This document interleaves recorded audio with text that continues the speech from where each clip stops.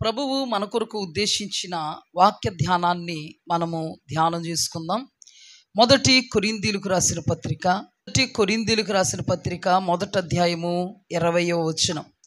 జ్ఞాని ఏమాయను, శాస్త్రి ఏమాయను, ఈ లోకపు తర్కవాది ఏమాయను, ఈ లోక జ్ఞానమును దేవుడు వెర్రితనముగా చేసి ఉన్నాడు గదా. హల్లెలూయా. ఎంతవరకు మన ధ్యానంలో జ్ఞాని ఏమాయను, శాస్త్రి ఏమాయను అనే విషయాన్ని మనం ధ్యానం చేసుకోవడం జరిగింది. ఈ సమయంలో ఈ లోక తర్కవాది ఏమాయను, ఈ లోక జ్ఞానాన్ని దేవుడు వెర్రితనంగా చేశాడు కదా. కళ్ళు మూసుకుందాం, ప్రార్థన చేసుకుందాం. మహాపరిశుద్ధుడా, గొప్ప దేవ, ఘనమైన తండ్రి, మీరు మాతో మాట్లాడితే మేము బ్రతుకుతాం. ఎంతవరకు మీ మాటలు మమ్మను బ్రతికించాయి, ఇక ముందు మీ మాటలు మమ్మను బ్రతికించబోతున్నాయి. మీరు మా సర్వం, మీరు మా సమస్తం. ఎందుకు మమ్మల్ని రక్షించుకున్నారో, విమోచించుకున్నారో, విడిపించుకున్నారో అయా మేము ఎరుగుదాం.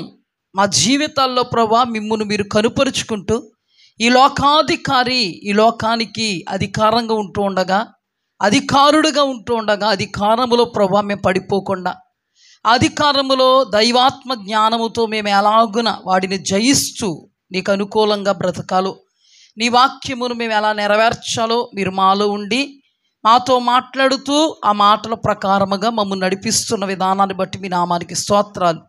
కరుణా సంపన్నుడు అయిన దేవ, మాతో మాట్లాడుతున్నారు గనుకే మేము జీవించగలుగుతున్నాం. ఈ సమయంలో కూడా మీరు మాతో మాట్లాడండి. మీ వాక్కును నాకు విడుదల చేయండి. నా మాట మీ మాటగా ఉండాలి. నా నోరును అభిషేకించండి. ప్రకటించడానికి సమస్తమును కూడా మీ జ్ఞానముతో ప్రభువా విశదపరచడానికి మీ కృపను నాకు అనుగ్రహించండి. నాలో మాలో మీ ఆత్మ కార్యాలు జరిగించండి. మమ్మను బలవంతులుగాను శక్తివంతులుగా మార్చి సమస్తమును తండ్రి క్షుణ్ణంగా అధ్యయనం చేస్తూ అర్థం చేసుకోవడానికి మీ కృపను ధారాళంగా దయచేయమని యేసు అతి పరిశుద్ధ నామమున సాతానికి లయపరుస్తూ శపిస్తూ బంధిస్తూ యేసు నామమున అడిగి వేడుకుని పొందుకుని నాము పరమ తండ్రి, ఆమేన్. ఇక్కడ చూడండి అమ్మా, ఈ లోక జ్ఞానము దేవుడు వెర్రితనముగా చేసి ఉన్నాడు కదా. ఈ దినం ఈ లోకపు తర్కవాది ఏమాయను. ఇక్కడ ఫుట్నోట్లో ఈ యొగపు అని రాయబడింది. ఈ లోకపు తర్కవాది ఏమాయను. ఏమాయనో మనం ఇప్పుడు ఏం చేయాలి? ధ్యానం చేయాలి. ఇక్కడ రాయబడినటువంటి మాట ఈ లోకానికి సంబంధించిన తర్కవాది. ఎవరతను? ఈ లోకానికి సంబంధించినోడు. అసలు నిజానికి ఈ లోక జ్ఞానం దేవుని దృష్టికి వెర్రితనం. ఏ లోకం? ఈ లోక జ్ఞానం. ఇప్పుడు మనం ధ్యానిస్తున్నది ఈ లోక తర్కవాది. అసలు ఈ లోకం ఎవరికి సంబంధించింది?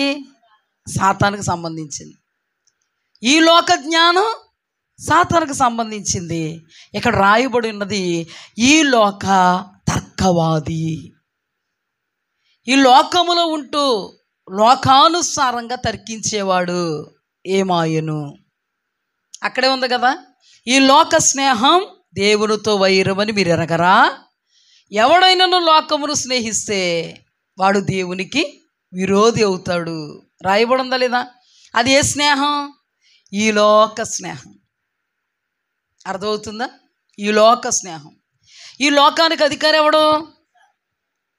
మరి ఈ లోక స్నేహం అంటే ఎవరితో స్నేహం చేసినట్టు?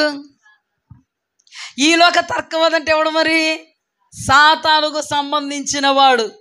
తర్కాలు, దూషణలు, తీర్పులు తీర్చేవాడు ఈ లోక తర్కవాది. ఇతను ఎప్పుడు తీర్పు తీరుస్తాడు, ఎదుటివాడిని దూషిస్తాడు. అంటే తన కంటిలోనున్న దూలాన్ని ఎంచడో, ఎదుటివాని కంటిలో నలుసును మాత్రం ఎంచుతాడు. తనను తాను చూచుకోడు, ఎదుటోళ్ళు మాత్రం క్షుణ్ణంగా పైనుండి కిందకి పరిశీలన చేస్తూ ఉంటాడు. తన బ్రతుకు తనకు తెలియదు, ఎదుటోడు బ్రతుకులో తప్పులు మాత్రం పట్టాలనుకుంటాడు. అసలు ఈ లోకానికి సంబంధించిన తర్కవాది గనుక ఈ లోకములో ఉన్నవాడికి పరలోక సంబంధులు పడరు. పరలోక సంబంధులలోనే ఈ లోకానికి సంబంధించిన ఈ తర్కవాది తప్పులు ఎదుగుతాడు, లోపాలు ఎదుగుతాడు, పాపాలు ఎదుగుతాడు, దోషిగా నిర్ధారణ చేస్తాడు. వీడు పనికి మాలిన వాడని తీర్పు తీరుస్తాడు, తిరస్కరిస్తాడు, వ్యతిరేకిస్తాడు, ఇంకా కుదురుంచడు. ఈ లోక తర్కవాది అని రాయబడింది. ఈ లోక తర్కవాది. వీళ్ళకి ఎప్పుడు కూడా తర్కాలే. వీళ్ళు ఎప్పుడు కూడా తర్కం లేకుండా, వివాదం లేకుండా, ఒకరిని తిట్టకుండా, ఒకరి మీద పడకుండా, ఒకరిని ఆరిపోసుకోకుండా, ఒకడి మీద బురద జల్లకుండా, ఒకడి నాశనాన్ని కోరుకోకుండా, ఈ తర్కజ్ఞాని, తర్కవాది, ఈ లోకపు తర్కవాది బ్రతకడం అసంభవం. ఏమండి, సౌలు పౌలుగా తీర్చబడక మునుపు అతడంట దోషకుడు, హింసకుడు, హానికరుడు. ఎప్పుడంట? దేవుడుని నిజమైనటువంటి యేసుక్రీస్తు వారిని కనుగొనక మునుపు అతడు కూడా దోషకుడే, అతడు కూడా హింసకుడే, అతడు కూడా హాని చేసేవాడే. కానీ అద్భుతం ఏంటంటే, ఆ మహానుభావుడు దేవుడు తన్ను తాను ప్రత్యక్షపరుచుకున్నప్పుడు ఆ ప్రత్యక్షతకు అవిధేయుడు కాక, హల్లెలూయా, ఈ రోజుల్లో దేవుడు తన మహిమను ప్రత్యక్షపరుచుకుంటూనే ఉన్నాడు. ప్రతి దోషకుడు ఎదుట, ప్రతి హింసకుడు ఎదుట, హానికరుడు ఎదుట, ఈ లోకములో తర్కవాది అనబడిన వాడు ఎదుట.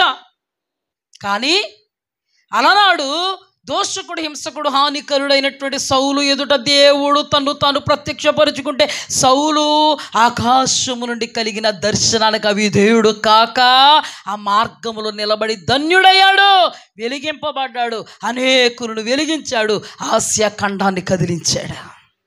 హల్లెలూయా, బాగుపడ్డాడు. కానీ ఆ దినాన దోషకుడు, హింసకుడు, హానికరుడుకు ఎలాగైతే ప్రత్యక్షతలు ఇచ్చాడో, ఈ రోజును కూడా దోషకులైన, హింసకులైన, హానికరులైన, ఈ లోకానికి సంబంధించి తర్కం పెట్టుకున్నటువంటి వారైనా దేవుడు కరుణించి చేతులు చాపుతూ వాళ్ళ ఎదుట తమ యొక్క ప్రత్యక్షతలను కనుపరుస్తున్నాడు. కానీ ఈ లోక తర్కవాదులు అనబడే దోషకులు, హింసకులు, హానికరులు ఆ ప్రత్యక్షతను త్రోసివేసేటువంటి దౌర్భాగ్య దుస్థితికి దిగజారిపోయి దేవుడు అందిస్తున్నటువంటి ఆహ్వానాన్ని కాలదున్నుకుని ఈ లోకానికి సంబంధించిన వారిగానే మరణించి నిత్య నాశన కోపానికి దిగిపోతున్నటువంటి జీవితాలు ఎన్నో మరెన్నో. ఆ బ్రతుకులు శోచనీయం, చాలా శోచనీయం, సంతోషదాయకం కాదు కదా.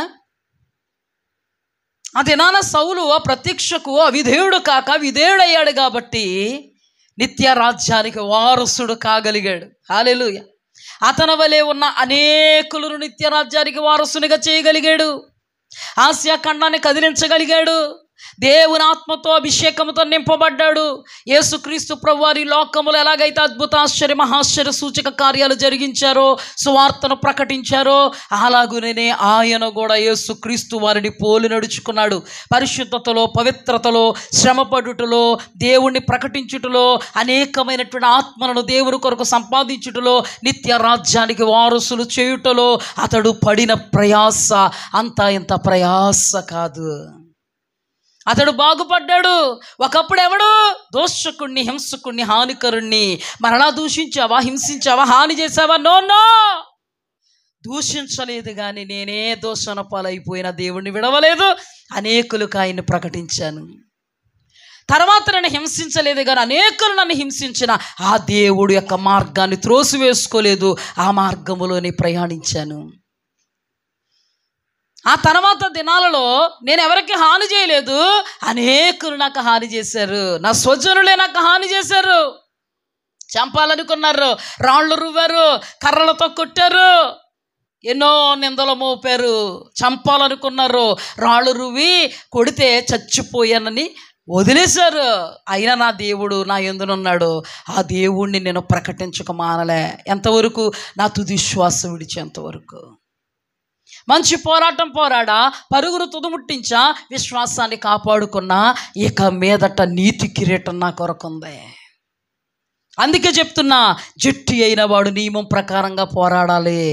అందుకే చెప్తున్నా, పందెపు రంగమందు గురి ఎద్దకు పరిగెత్తాలి. అందుకే చెప్తున్నా, వెనకగా తీయకూడదు. అందుకే చెప్తున్నా, వెనకున్న వాటిని మరిచి ముందున్న వాటి కొరకు వేగిరపడాలి. సమస్తమును ఈ లోకానికి సంబంధించిన దాన్ని నేను పెంటగా ఎంచుకున్నాను.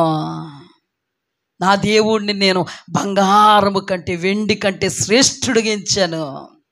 నా బ్రతుకంతా, నా జీవితం అంతా నా దేవుడికి దారపోసాను. నేను యథార్థంగా దేవుని ఎదుట నిలబడ్డాను కాబట్టి నా మనస్సాక్షి నా మీద నేరారోపణ చేసే స్థితికి నేను ఎప్పుడూ కూడా అవకాశం ఇవ్వలేదు. గనుక నేనంటున్నాను, క్రీస్తుని పోలు నడుచుకున్న ప్రకారం మీరు కూడా నన్ను పోలు నడుచుకోండి. పౌలు వలె దేవుని యొక్క దర్శనానికి విధేయత చూపిన వాళ్ళు లేరండి. విధేయత చూపితే బాగుపడతారు, అవిధేయులైతే బాగోకుండా అయిపోతారు. కానీ పౌలు అవిధేయుడు కాలే. దేవుడు ఎంత కరుణామయుడో చూడండి. సంఘాన్ని హింసించిన వాడు, స్టెఫను యొక్క చావుకు సమ్మతి తెలిపినవాడు, ఒక్క మంచి క్వాలిటీ కూడా లేదు. అయినను దేవుడు అంటాడు, లోబడనొల్లని ప్రజల వైపుకు దినమెల్లా నా చేతులు చాపుతున్నాను. నేను ప్రేమతో, కరుణతో, దయా దాక్షిణ్యాలతో నా ప్రేమను మీ ఎదుట కనుపరుస్తూ నా చేతులు చాపుతున్నప్పుడు నీవు నా చేతుల్లోకి వస్తే నేను నిన్ను బాగు చేస్తా, నువ్వు అనేకులను బాగు చేసేలాగా నిలబెడతా. హల్లెలూయా. అది నీకు అసాధ్యము కానీ నాకు సాధ్యమే. ఒకప్పుడు దోషకుడు, హింసకుడు, హానికరుడు, తర్కవాది ఏమయ్యాడు? దేవుని నిమిత్తము జీవించాడు. అనేకుల జీవితాలను వెలిగించడానికి కారణమయ్యాడు. హల్లెలూయా. దేవునికి మహిమ కలుగునుగా. దేవుడు ఎంత ప్రేమ అండి, ఎంత ప్రేమ అండి. మనం అనుకుంటామో ఎంత హింసిస్తున్నాడు సంఘాన్ని, వాడు కాళ్ళు చేతులు ఎరగొడేస్తాడు దేవుడు. వాడిని అసలు లేకుండా చేసేస్తాడు చూడు దేవుడు. మా దేవుడు చూడు ఏమనుకుంటున్నారు. ఏం చేశాడు సౌలుని? నువ్వు అనుకున్నట్టుగా దేవుడు చెయ్యడు. దేవుడు ఆలోచన గొప్పది, తలంపు గొప్పది, ఊహ గొప్పది, ఉద్దేశం గొప్పది. దేనికంటే భూమి కంటే ఆకాశం ఎంత ఉన్నతముగా ఉన్నదో ఆయన తలంపు తన ప్రజల ఎడలా, తను పుట్టించిన వారి ఎడలా అంత అధికంగా ఉంది. మనం అనుకున్నట్టు కాళ్ళు చేతులు ఇరిగిపోతే మూలబడిపోతుడేమో, ఆసియా ఖండాన్ని కదిలించుండేవాడు కాదు, భూలోకాన్ని తలక్రిందులు చేసేవాడు కాదు, ఎన్నో సంఘాలను కట్టేవాడు కాదు, మనకు మాదిరిగా నిలబడేవాడు కాడు, ఎంతోమంది దైవ జనాంగానికి మాదిరిగా నిలబడేవాడు కాదు, మనకు ఆత్మీయ తండ్రి అయ్యేవాడు కాదు. మనం చెప్పినట్టుగా దేవుడు చేయకూడదండి. ఆయన దేవుడు. మనం చెప్పినవి ఆయన చేయాలని మనం అనుకోకూడదు. అది మన బుద్ధిహీనత. దేవుడికి అప్పగించాలి. ప్రభువా సర్వాంతర్యామివే, ఈ విషయంలో మీకే అప్పగిస్తున్నాను, మీ జ్ఞానమునికే, మీ దైవత్వానికే, మీ కృపా కనికర దయా దాక్షిణ్యాలకే. మీ ఇష్టం ప్రభువా. ఎందుకంటే భూత వర్తమాన భవిష్యత్ కాలము నీకు తెలుసు. సౌలు యొక్క జీవితాన్ని నీవు చదివావు. సౌలు యొక్క అంతం ఎలా ఉంటుందో నీకు తెలుసు, నాకు తెలియదు. నీ చిత్తం నీ హస్తాల్లో పెడుతున్నా. హల్లెలూయా. ఈ లోకపు తర్కవాది ఏమాయేను? దేవుడిచ్చినటువంటి ప్రత్యక్షకు విధేయత అయితే, విధేయుడైతే బాగుపడిను, ఎంతోమందిని బాగు చేశాను. మరి అవిధేయుడైతే బాగోకుండా అయిపోదును, ఎవ్వడికి ప్రయోజనకారి కాక నిష్ప్రయోజకుడిగా మిగిలిపోదును, నిత్య నరకాగ్ని పాలైపోదును. తర్కవాది, ఈ లోకపు తర్కవాది సైతానికి సంబంధించిన వాడు. ఆ తర్కములో దోషం ఉంటుంది, ఆ తర్కములో హింస ఉంటుంది. అర్థమైందా? ఆ తర్కములో హాని చేసేటువంటి పరిస్థితులు ఉంటుంది ఈ లోక తర్కంలో. ఈ లోక తర్కవాది ఏమాయనా అపోస్తుల కార్యం 6వ అధ్యాయంలోనికి మనం వచ్చినట్లయితే 6వ అధ్యాయంలో అద్భుతమైనటువంటి మాటలు స్టెఫను గురించి మనం చదువుతాం. 6వ అధ్యాయం 3వ వచనం. కాబట్టి సహోదరులారా, ఆత్మతోనూ జ్ఞానముతోనూ నిండుకొని మంచి పేరు పొందిన 7 మనుష్యులను మీలో ఏర్పరుచుకుని మేము వారిని ఈ పనికి నియమింతుము. 5.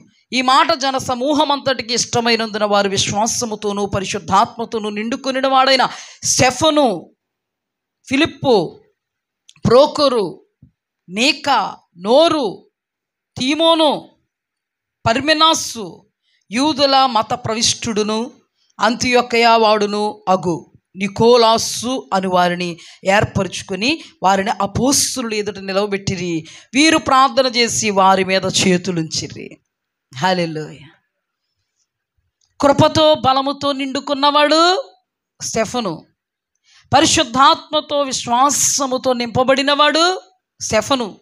అపోస్తుల యొక్క హస్తములు స్టెఫను తల మీద అపోస్తులు ఉంచారు. మోషే యెహోషువ తల మీద 2 చేతులు ఉంచినప్పుడు మోషే జ్ఞానాత్మ పూర్ణుడయ్యాడు. నాయకుడై ఇశ్రాయేలీల జనాంగాన్ని పాలు తేనెలు ప్రవహించు దేశానికి నడిపించగలిగాడు. ఇక్కడ దేవుని చేత ఏర్పాటు చేయబడినటువంటి అపోస్తులు స్టెఫను తల మీద చేతులుంచారు. హల్లెలూయా. అతడు విశ్వాస వీరుడు, కృపతో బలముతో నింపబడిన వాడు, అభిషక్తుడు. అతని గురించి రాయబడిన మాట ఆత్మతోనూ జ్ఞానముతోనూ నిండుకొని మంచి పేరు పొందినవాడు. హల్లెలూయా. అలాంటి వ్యక్తి మీద అపోస్తులు చేతులుంచితే ఏమొస్తుంది? ఆయనకి అతీతమైనటువంటి దేవుడు ఉద్దేశ్యములు అతన్న విషయములో జరుగు నిమిత్తము అభిషేకం ఆయన మీదకు వస్తుంది. హల్లెలూయా. దేవుడు ఉద్దేశాన్ని నెరవేర్చగలిగేటువంటి మహా అతీతమైన పరసంబంధమైనటువంటి శక్తి అభిషేకము రూపములో అతని మీదకు వస్తుంది. హల్లెలూయా.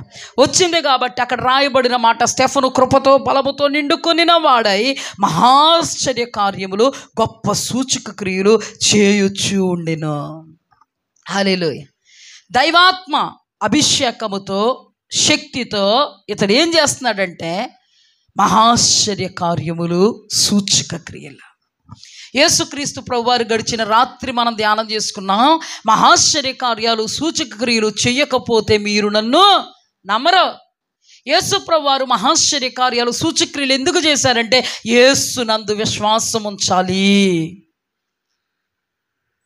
ఈయన పరలోకము నుండి దిగి వచ్చిన వాడని తెలియాలి.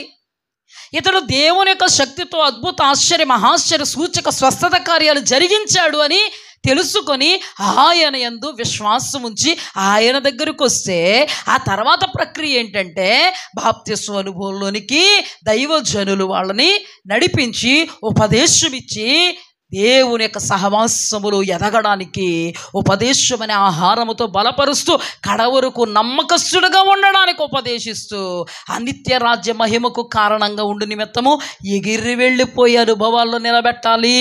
హల్లెలూయా. అది దేవుని యొక్క ఉద్దేశం. ఆయన మీద విశ్వాసం కలగాలి. నువ్వు దేవుడి దగ్గరకు వచ్చిన కృంగిన స్థితిలో ఆయన్ని లేపితే ఆయన మీద విశ్వాసం నీకు బలపడద్ది. నీవు అస్వస్థతలో ఉండి దేవుడు పాదాలు పట్టుకుని ఏడిస్తే దేవుడు స్వస్థపరిస్తే నీ కృతజ్ఞత పెరుగుద్ది. నువ్వు అద్భుతాలు ఆశ్చర్య మహాశ్చర్య సూచక కార్యాల కొరకు దేవుడు సన్నిధిలో కనిపెడుతున్నప్పుడు దేవుడు చేస్తే నీ సమస్యలు సుడిగుండంలో నుండి నీవు బయటకు వస్తే సాక్షిగా నిలబడతావు. అందుకే దేవుని ఎర్రగక మునుపు కూడా మన జీవితంలో స్వస్థతలు అద్భుతాలు ఆశ్చర్య మహాశ్చర్య సూచక కార్యాలు చేసి రక్షణ కొరకు మనల్ని నడిపించి బాప్తిస్మలోకి నడిపించి దేవుడు సన్నిధిలో మనల్ని నాటాడు. ఇప్పుడు దైవజనులు హస్తాల్లో మీరు ఉపదేశాన్ని పొందుకుంటున్నారు. మీ జీవితంలో ఈ లోకాధికారి యొక్క అధికారములో అపవాది మిమ్మల్ని బాధ పెట్టినప్పుడు ఆపద్బాంధవుడిగా దిగొస్తున్నాడు ఆయన. ఎందుకంటే మీరు దేవుడు పాదాలు పట్టుకుంటున్నారు. ఎందుకంటే ఆయన మీద నీకు విశ్వాసం ఉంది, ఆయన మీద నీకు నిరీక్షణ ఉంది, ఆయన మీద నీకు నమ్మకం ఉంది. ఏం చేయగలడో స్వస్థపరుస్తాడు, ఏం చేయగలడో అద్భుతాలు చేస్తాడు, ఆశ్చర్యకార్యాలు చేస్తాడు, మహాశ్చర్యకార్యాలు చేస్తాడు, సూచక్రియలు చేస్తాడు. ఇంకేం చేస్తాడు? నా సమస్యలు సుడిగుండంలోకి దిగొస్తాడు. ఇంకేం చేస్తాడు? ఎన్ని సమస్యలు వచ్చినా ఒకవేళ దేవుడు ఆలస్యం చేసిన నా విశ్వాసము చెరగనట్టుగా దేవుడు నన్ను బలపరుస్తాడు. నా సమస్యలలో నుండి ఇలాంటి సమస్యల్లో ఉన్నవారిని ఎందరినో బలపరచడానికి అనుభవపూర్వకంగా నన్ను నడుపుతాడు, త్యాగపూరితంగా నన్ను నిలబెడతాడు. హల్లెలూయా. అనే భరోసా మీకు దేవుని వలన దేవుడు చేసిన కార్యాల వలన కలిగింది, కలగబోతుంది. ఆశ్చర్య క్రియలు జీవితం అంతా చేయుచు తిరిగాడు. అద్భుతాలు చేస్తూ తిరిగాడు, సూచక్రియలు చేస్తూ తిరిగాడు. ఇప్పుడు చెప్పండి, మీలో స్వస్థతలు చేయట్లేదా? అద్భుతాలు చేయట్లేదా? ఆశ్చర్య మహాశ్చర్య సూచక్రియలు చేయట్లేదా? మీరు ఎవరిని పట్టుకుని ఏడుస్తున్నారు? దేవుడు పాదాలు పట్టుకునయ్యా స్వస్థపరిచే దేవుడు, నీవు పొందిన గాయాలలో స్వస్థత ఉంది, మమ్మల్ని స్వస్థపరిచి అన్నప్పుడు దేవుడు మిమ్మల్ని స్వస్థపరిచాడు. నీ జీవితంలో ఒక అసాధారణ కార్యమే చేయాలన్నప్పుడు అతీతుడైనటువంటి దేవుడు, ఆది నుండి చేసుకుంటూ వస్తున్న దేవుడు నీ జీవితంలో చేసి చూపాడు. అందుకే సకల ప్రజలు ఎదుట సాక్షార్థంగా నువ్వు నిలబడ్డావు. రేపటి దినాన నీ బ్రతుక్కు భరోసా దేవుడై ఉన్నాడు. ఏదొచ్చినా నా దేవుడు సమర్థుడు, ఆయన పాదాలు పట్టుకుంటాను, నిర్ణయ కాలములో ఆయన సమస్యను నాకు లేకుండా చేయగలడనే విశ్వాసంతో కష్టమైన, నష్టమైన, ఇరుకైన, ఇబ్బంది అయిన, కన్నీరైన, వ్యాధి అయినా, మరి ఏదైనా అది శోధనకరమైన పరిస్థితి అయినా దేవుణ్ణి నమ్ముకుని దేవుడు పాదాల దగ్గరికి దేవుడు చెప్పినటువంటి పవిత్రతను, పరిశుద్ధతను కాపాడుకుంటూ నీవు దేవుని ఎదుట నిలబడగలుగుతున్నావు అనుదినము. హల్లెలూయా. ఎందుకు? ఆయన నీలో విశ్వాసాన్ని పుట్టించాడు. ఆయన అనుభవపూర్వకంగా నిన్ను ఆయన మార్గాల గుండా నడిపించాడు కాబట్టి, నువ్వు అనుభవించావు కాబట్టి ఆయనను నీవు విడవలేవు. అందుకే దేవుడు ఆ దినాన పాత నిబంధన కాలంలో మోషేను, ఏలియాను, ఎలీషాను, క్రొత్త నిబంధన కాలములో దేవుడు ఎంత విశ్వాసం ఉంచినటువంటి శిష్యులందరికీ అధికారం ఇచ్చి పరిశుద్ధాత్మ యుగంలో కూడా పరిశుద్ధాత్మ అన్యోన్య సహవాసములో ఎన్నో అద్భుత ఆశ్చర్య మహాశ్చర్య సూచక కార్యములు చేస్తున్నవాడు, నిన్న నేడు రేపు కూడా ఉండువాడు, నిరంతరం ఏకరీతిగా ఉన్నవాడు, ఏ విషయములో నిన్ను విడువనివాడు, ఎడబాయినవాడు. హల్లెలూయా. ఒక కాలంలో చేస్తా, మరో కాలంలో చేయలేనని చెప్పేవాడు కాదు, ఏ కాలానికైనా సరిపడేవాడు, ఎప్పుడు కూడా నిన్ను విడువనివాడు. ఎవరు నిన్ను చూస్తున్నారో చూడరు, నాకు తెలియదు, నీకు తెలియదు, కానీ ఎవరు చూస్తున్నారో మనకు తెలుసు. సర్వాంతర్యామైన దేవుడు, మాటిచ్చి నెరవేర్చే దేవుడు, ఎవరిని స్వస్థపరచడానికి గాయపరచబడ్డాడో, నేను పొందిన గాయాల్లో స్వస్థత కలదనేటువంటి మాటను డిక్లేర్ చేసి చెప్పాడు. దాన్ని విని విశ్వసిస్తే మన జీవితంలో స్వస్థతలు జరుగుతాయని సెలవిచ్చిన ఆయన మాటను పట్టుకుని మనము స్వస్థపరచబడుతున్నాం కాబట్టి మనకు ఆయన భరోసా, ఆయన యందే మన విశ్వాసం, ఆయనే మన నిరీక్షణ. ఎన్నటెన్నటికి ప్రతికూల పరిస్థితులు వచ్చినప్పటికీ మనము ఆయన్ను విడవము. అందుకే చాలామంది ఎంత హింస వచ్చినా దేవుణ్ణి విడవలేదు, ఎన్ని బాధలు వచ్చినా దేవుణ్ణి విడవలేదు. ఎంతమంది నువ్వు దేవుణ్ణి విడిచి వెళ్ళిపోతావా అంటే మిమ్మల్ని విడిచి వెళ్ళిపోతాం కానీ దేవుణ్ణి విడిచి వెళ్ళిపోమన్నారు. ఎందుకంటే దేవుడు వాళ్ళలో కలుగు చేసిన విశ్వాసం, నిరీక్షణ, వాళ్ళకి దేవుడు చేసినటువంటి కార్యాలను బట్టి దేవుడు ఉన్నది నిజం. దేవుడు పిలిస్తే పలుకుతాడు, ప్రార్థన ఆలకిస్తాడు, స్వస్థత ఇస్తాడు, అద్భుతాలు చేస్తాడు, దిగొస్తాడు. నేను నడవలేను, నన్ను నడిపిస్తాడు. హల్లెలూయా. అద్భుతకరుడు అని చెప్పుకోవడానికి కాదండి, అద్భుతాలు అనుభవిస్తున్నాం కాబట్టి అనుభవపూర్వకంగా అద్భుతకరుడా అని పాడుతున్నాం, అద్భుతకరుడా అని సంబోధిస్తున్నాం, పిలుస్తున్నాం, ఆరాధిస్తున్నాం. హల్లెలూయా. మన దేవుడు ఈ రోజు జరిగిస్తాడు, రేపు జరిగిస్తాడు. ఎవరు అవునన్నా కాదన్నా మనం అనుభవిస్తున్నాం. కానీ కొందరు ఎలా ఉన్నారో తెలుసా? అద్భుత ఆశ్చర్య మహాశ్చర్య సూచక కార్యాలు జరిగిస్తూ స్టెఫను అద్భుతమైనటువంటి అభిషేకముతో బహుబలంగా వాడబడుతున్నటువంటి దినాలు. ఆ దినాల్లో చుట్టుప్రక్కల పరిసర ప్రాంతాల్లో ఉన్న సేవకులకి కోపం వచ్చింది. అతని వల్ల జరుగుతున్నాయి, నా వల్ల జరగట్లేదు, ఎందుకు ఆయన వల్ల జరుగుతున్నాయి, ఎందుకు నా వల్ల జరగట్లేదు అని ప్రశ్నించుకోరు వీళ్ళు. ఆయన వల్ల జరుగుతున్నాయి కాబట్టి మనుష్యులందరూ ఆ దేవుని యందు నిరీక్షణ విశ్వాసం కలిగి ఉన్నారు. అతని వల్ల చాలా అద్భుత కార్యాలు జరుగుతున్నాయి అని లేఖనాలు పరిశోధించరు. అతని వల్ల ఎందుకు జరుగుతున్నాయి, మన వల్ల ఎందుకు జరగట్లేదు అని లేఖనాలు పరిశీలించరు. ఏ లేఖనాలు పరిశీలిస్తారో తెలుసా?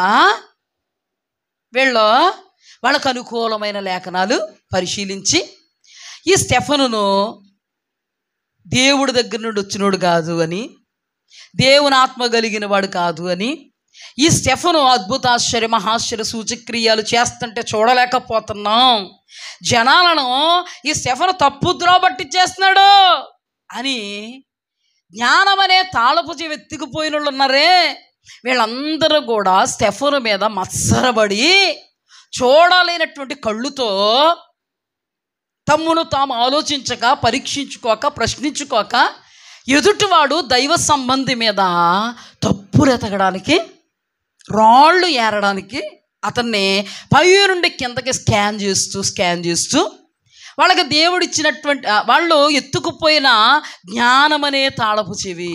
ఇప్పుడు అన్ని జనులు పుట్టించింది ఎవరు? మనల్ని పుట్టించింది ఎవరు? వాళ్ళకి జ్ఞానం ఇచ్చింది ఎవరు? మనకిచ్చింది ఎవరు? అవునా? వాళ్ళు జ్ఞానం అనే తాళపు చెవిని ఇచ్చింది ఎవరు? వాళ్ళకి దేవుడే. ఆ జ్ఞానం అనే తాళపు చెవిని వీళ్ళు దైవాత్మ చేత ఆ జ్ఞానాన్ని ప్రదర్శించాలి. ఇప్పుడు జ్ఞానులకి జ్ఞానం ఇచ్చిన దేవుడు ఆ జ్ఞానులు ఇల్లెళ్ళి ఎక్కడ ఇట్టారు? యేసు ప్రభుని. అదే దైవికమైన జ్ఞానముతో యేసు ప్రభుని సేఫ్ చేశారు. అర్థమైందా?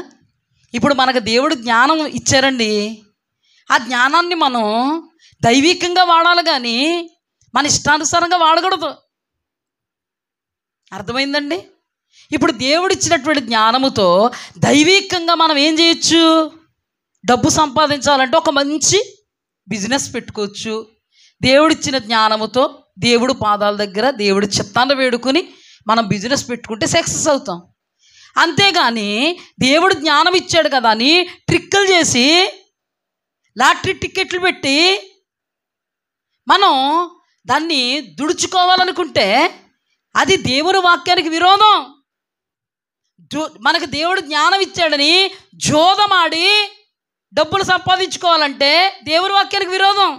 మనకు దేవుడు జ్ఞానం ఇచ్చాడు కదా, బిజినెస్లో అన్ని బిజినెస్ల కంటే అద్భుతమైనటువంటి రాబడి ఏ బిజినెస్ వద్దో తెలుసా? నా జ్ఞానాన్ని బట్టి విస్కీ, రమ్ము, జిన్ను, బ్రాందీ ఈ బిజినెస్ పెట్టామంటే డబ్బులు అని జ్ఞానం ఉంది కదా అని గుడ్డెద్దు చేలో పడబడినట్టు వాక్యానికి విరోధంగా మనం ఆలోచిస్తే అజ్ఞానులం అయిపోతాం.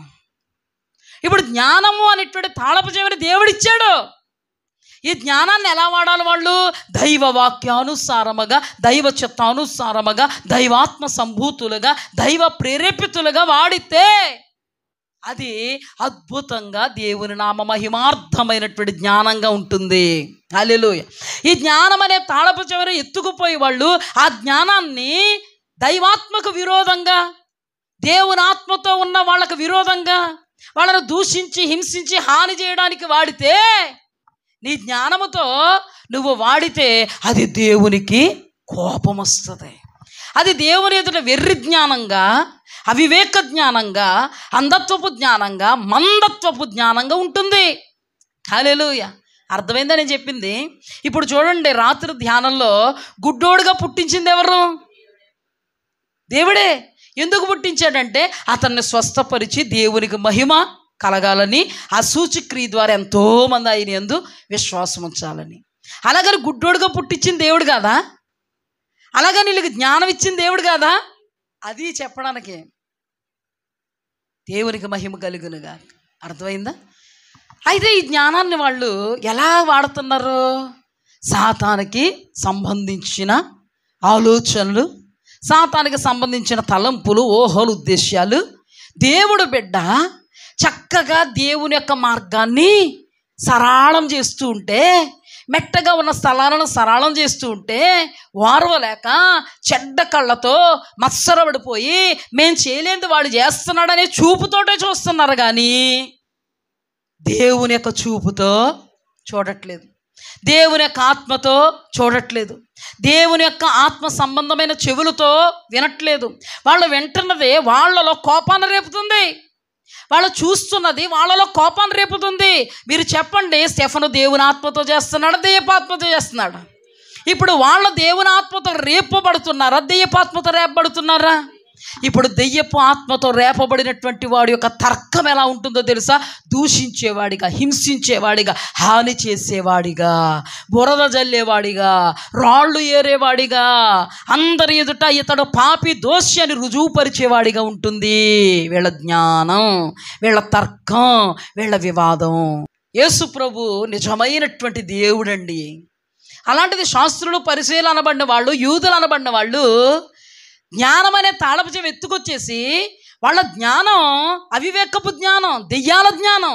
ఆ దెయ్యాల జ్ఞానముతో దేవుడైన యేసు ప్రభుని పాపి అని తీర్పు తీర్చారు.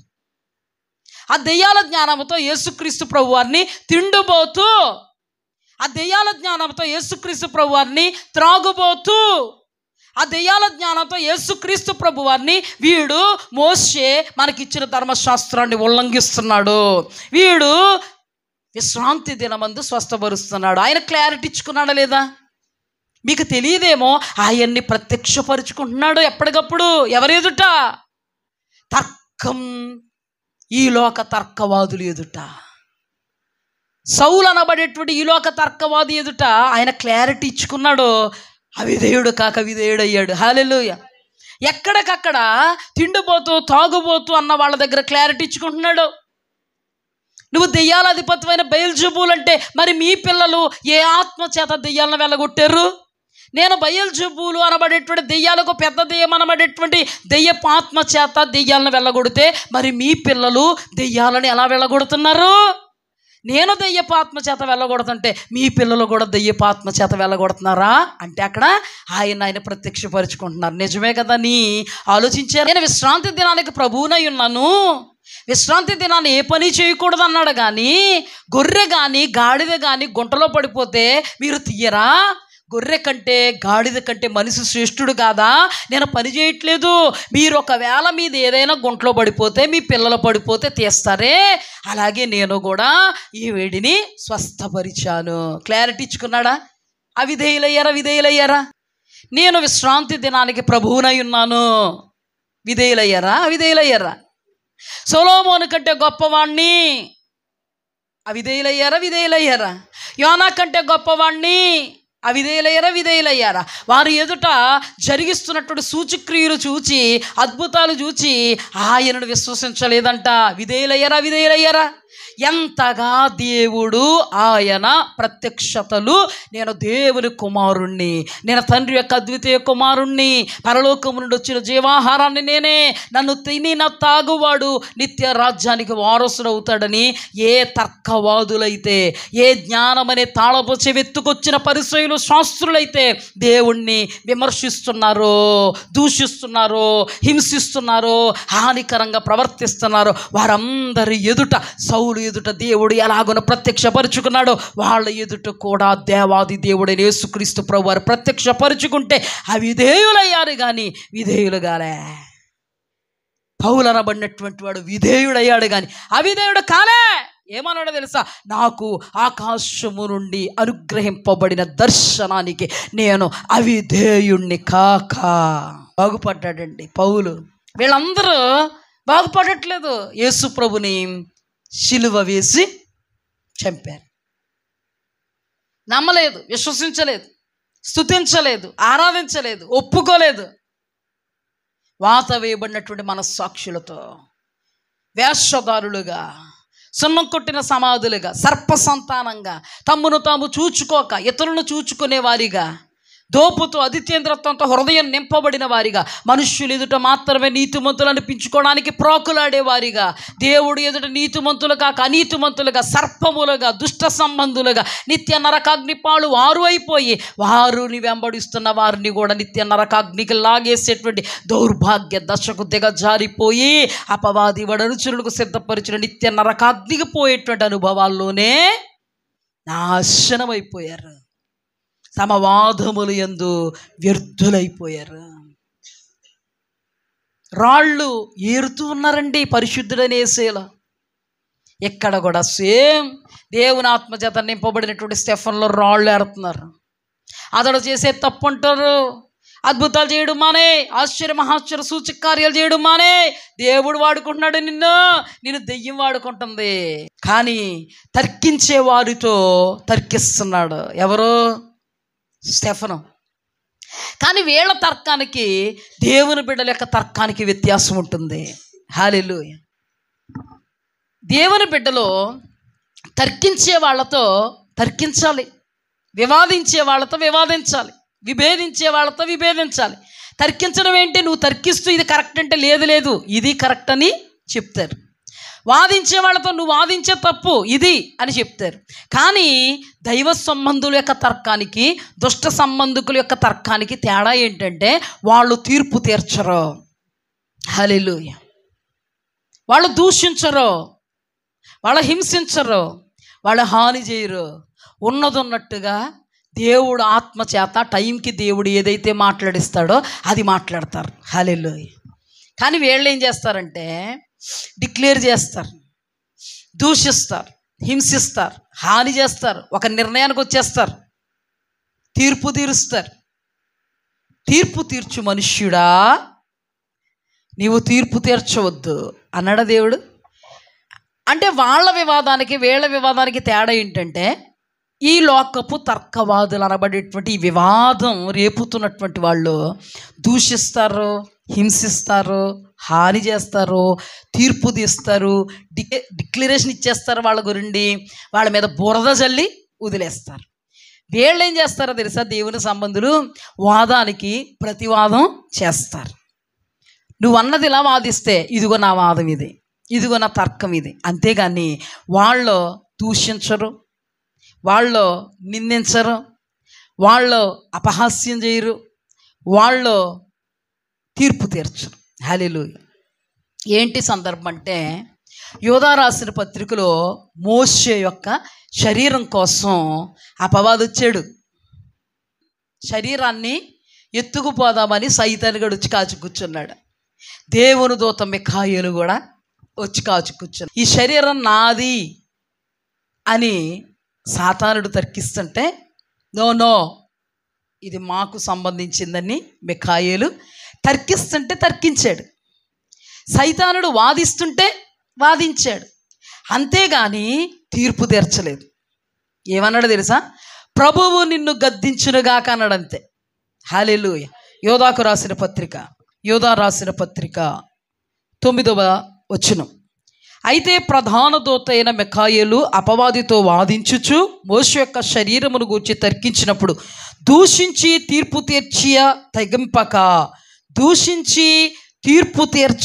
తెగింపక ప్రభువు నిన్ను గద్దించునుగాక అనెను. వీరైతే తాము గ్రహింపని విషయాలను గూర్చి దూషించువారై వివేక శూన్యులకు మృగముల వలె వేటిని స్వాభావికముగా ఎరుగుదురో వాటి వలన తాము నాశనము చేసుకొనుచున్నారు. అయ్యో వారికి శ్రమ. ఇప్పుడు దూషించడానికి కానీ, ద్వేషించడానికి కానీ, తీర్పు తీర్చడానికి కానీ మిఖాయేలు దేవదూత, దేవుని సముఖము నుండి వచ్చిన పరిశుద్ధ దూత ఏం చేయలేదు, సాహసం చేయలేదు.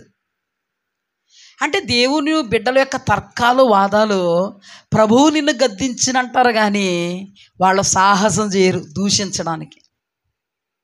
శరీరమును గూర్చి తర్కించినప్పుడు దూషించి తీర్పు తెగింపక, దూషించడానికి సాహసం చేయరు, తీర్పు తీర్చడానికి సాహసం చేయరు. ప్రభువు నిన్ను గద్దించునుగాక అని ప్రభువుకి అప్పగిస్తారు దేవుని సంబంధులు. దూషించడానికి కానీ, దూషించడానికి, తీర్పు తీర్చడానికి కానీ ఏం చేయలేదు, సాహసం చేయలే. ప్రభువు నిన్ను గద్దించునుగాక. ఈ రోజులు ఇక్కడ రాయబడి ఉంది, ప్రభువు నిన్ను గద్దించునుగాక నేను. వీరైతే ఎవరో తర్కించేవాళ్ళు, ఈలోక తర్కవాదులు. మనలో కూడా దూషణలు, మనలో కూడా తీర్పు తీర్చే పరిస్థితులు ఉన్నాయనుకో, మనం ఎవరి సంబంధులు, ఈలోక సంబంధులమే. జాగ్రత్త. మరి వాడు అలాగా, ఇది ఇలాగా, ఆడు అలాగ అయిపోతాడు, ఇది ఇలాగ అయిపోద్ది, నేను చెప్పేస్తున్నాను, దాని గురించి నాకు తెలుసు, వాడి గురించి నాకు తెలుసు, వాడు ఇలాగా, అది ఏమైపోద్దో నాకు తెలుసు, పురుగులు పడి చచ్చిపోద్ది అంటారు. వీడు మామూలుగా పోవడం, నన్ను బాధ పెడుతున్నాడు, పురుగులు పెట్టి చచ్చిపోతాడు వీడు, నాకు తెలుసు, ఈ నోరు ఆగట్లేదు, పడిపోద్ది ఏదో ఈరోజు. వీళ్ళు తెగ చేయించుకుంటున్నాడు నాతోటి, హింసించేస్తున్నాడు, మంచం మీద మళ్ళీ చేస్తాడు వీడు. దేవుని బిడ్డలు కూడా అంటారండి, మన నోరు మన ఇష్టం కాదండి, అన్యూ చేయుటకు మనకు స్వాతంత్రం ఉన్నది కానీ అన్యూ చేయదగినవి కావదు. ఎందుకు, దేవుని పరిధిలో ఉన్నప్పుడు. నువ్వు దేవుని పరిధిలో ఉండపో చేసే నో ప్రాబ్లం. నీ నోరు ఎంత వాగాలనుకుంటే అంత వాగే, నేను కూడా అడ్డురాని, ఎందుకంటే నరకమే నీకు. నువ్వు అస్సలు ఇంక పరలోకానికి హక్కుదారురాలు కాదు. నీ నోటిలో దేవుడు జీవమరణాలు పెట్టాడు, జాగ్రత్త సుమ. ఈ నోరు నీకు సంబంధించింది కాదు. ఈ నోరు దేవుణ్ణి స్తుతిస్తూ కేకలు వేయడానికి నీవు ప్రతిష్ఠించిన నోరు. అసలు నీకు నీవే సొంతం కాదు. బాప్తీసం తీసుకున్నప్పటి నుంచి నువ్వెవరికి సొంతం? దేవునికి సొంతం, దేవుని వాక్య పరిధికి సొంతం. నీ భర్తతో ముడిపడిందంటావు జీవితం. ఒక 60 సంవత్సరాల కంటే ఎక్కువ మరి సంబంధ బాంధవ్యాలు ముందుకు కొనసాగుతాయి లేవో ఈ రోజులను బట్టి నాకు తెలియదు. కానీ నీ జీవితం ముడిపడాల్సింది దేవునితో, వాక్యముతో. ఈ వాక్యమే యేసుప్రభు. ఈ వాక్యమే నిన్ను పరలోక రాజ్యంలో నిలబెడుతుంది. ఈ వాక్యము పరిధిలో నువ్వు ఉంటే ఆ వాక్యం అనబడే యేసు యొక్క కౌగిటిలో నువ్వు నిలబడగలుగుతావు. హల్లెలూయా. ఇప్పుడు చూడండి, కొందరు దూషిస్తారు, కొందరు తిరస్కారంగా మాట్లాడతారు, తీర్పు తీర్చేస్తారు. నీకు అయిపోయింది రోయ్. కానంట పరిశుద్ధ దేవదూత దేవుని యొద్ద నుండి పంపబడినటువంటి మిఖాయేలు తీర్పు తీర్చక, దూషించక ప్రభువు నిన్ను గద్దించినగాక అన్నదంట సైతానిగాడిని. ఈ సైతానిగాడు ఎవరిలో ఉంటారో ఆ మనుష్యులు మాత్రం హింసిస్తారు, దూషిస్తారు, హాని చేస్తారు, తీర్పు తీరుస్తారు, తర్కిస్తారు, వివాదాలు రేపుతారు, రాళ్ళేరతారు. వీడింతే, వాడంతే, ఆమంతే, ఈమంతే. అద్భుతం ఏంటంటే నిజాన్ని అబద్ధంగా చిత్రీకరిస్తారు. పరిశుద్ధులను అపరిశుద్ధులుగా, పాపులుగా చిత్రీకరిస్తారు. యేసుక్రీస్తు ప్రభు వారు పరిశుద్ధుడు, వీడు పాపి అన్నారు. స్టెఫను పరిశుద్ధాత్మతో కార్యాలు చేస్తే ఏమన్నారో తెలుసా? నువ్వు మానే, చేయడానికి కుదరదు. ఎక్కడెక్కడి నుంచి వచ్చేసారు? నలుదిశల పాస్టర్స్ వచ్చేసారు. సంఘాలు, సమాజ మందిరాలు నడుపుతున్న పాస్టర్స్ అందరూ మీటింగ్ పెట్టుకుని వీడిని అస్సలు చేయనివ్వకూడదు, ఆపేయాలండి. వాడు ఆపేయాలి, వాడు ఆపలేదంటే వాడిని లేకుండా చేసేయాలంతే. వచ్చి తర్కం పెట్టుకుంటున్నారు. ఎవరెవరు? అపోస్తలుల కార్యములు 6వ అధ్యాయం 8వ వచనం. స్టెఫను కృపతోనూ బలముతోనూ నిండిన వాడే ప్రజల మధ్య మహాకార్యములను గొప్ప సూచక క్రియలను చేయుచుండెను. అప్పుడు లిబర్తీనుల అనబడిన సమాజములోను, కురేనీయుల సమాజములోను, అలెగ్జాంద్రియుల సమాజంలోను, కిలికియా నుండి, ఆసియా నుండి వచ్చిన వారిలోను కొందరు వచ్చి స్టెఫనుతో తర్కించిరి. కానీ మాటల యందు అతడు అగుపరిచిన జ్ఞానమును, అతనిని ప్రేరేపించిన ఆత్మను వారు ఎదిరించలేకపోయిరి. అప్పుడు వారు వీడు మోషే మీద, దేవుని మీదను దూషణ వాక్యములు పలకగా మేము వింటుమని చెప్పుటకు మనుష్యులను కుదుర్చుకొని ప్రజలను, పెద్దలను, శాస్త్రులను రేపి అతని మీదకు వచ్చి అతన్ని పట్టుకొని మహాసభ యొద్దకు తీసుకుని పోయి అబద్ధపు సాక్ష్యం నిలవబెట్టిరి. వారి మనుష్యుడు ఎప్పుడును ఈ పరిశుద్ధ స్థలమునకును మన ధర్మశాస్త్రమునకు విరోధంగా మాట్లాడుచున్నాడు. ఈ నజరేయుడని యేసు ఈ చోటును పాడు చేసి మోషే మనకిచ్చిన ఆచారాలను మార్చునని వీడు చెప్పగా మేము వింటిమి అనిరి. సభలో కూర్చున్న వారందరూ అతని వైపు తేరు చూడగా అతని ముఖము దేవదూత ముఖం వలె వారికి కనబడి. హల్లెలూయా. స్టెఫను దేవుని ఆత్మతో అగుపరిచినటువంటి జ్ఞానానికి మారు మాట్లాడలేక వీళ్ళు అబద్ధపు సాక్షులు పెట్టి మోషేకు విరోధంగా, మోషే ఇచ్చిన ధర్మశాస్త్రానికి విరోధంగా వీడు మాట్లాడాడు, వీడు ఇలా చేశాడు, అలా చేశాడు. అందుకని వీడిని ఏం చేయాలి?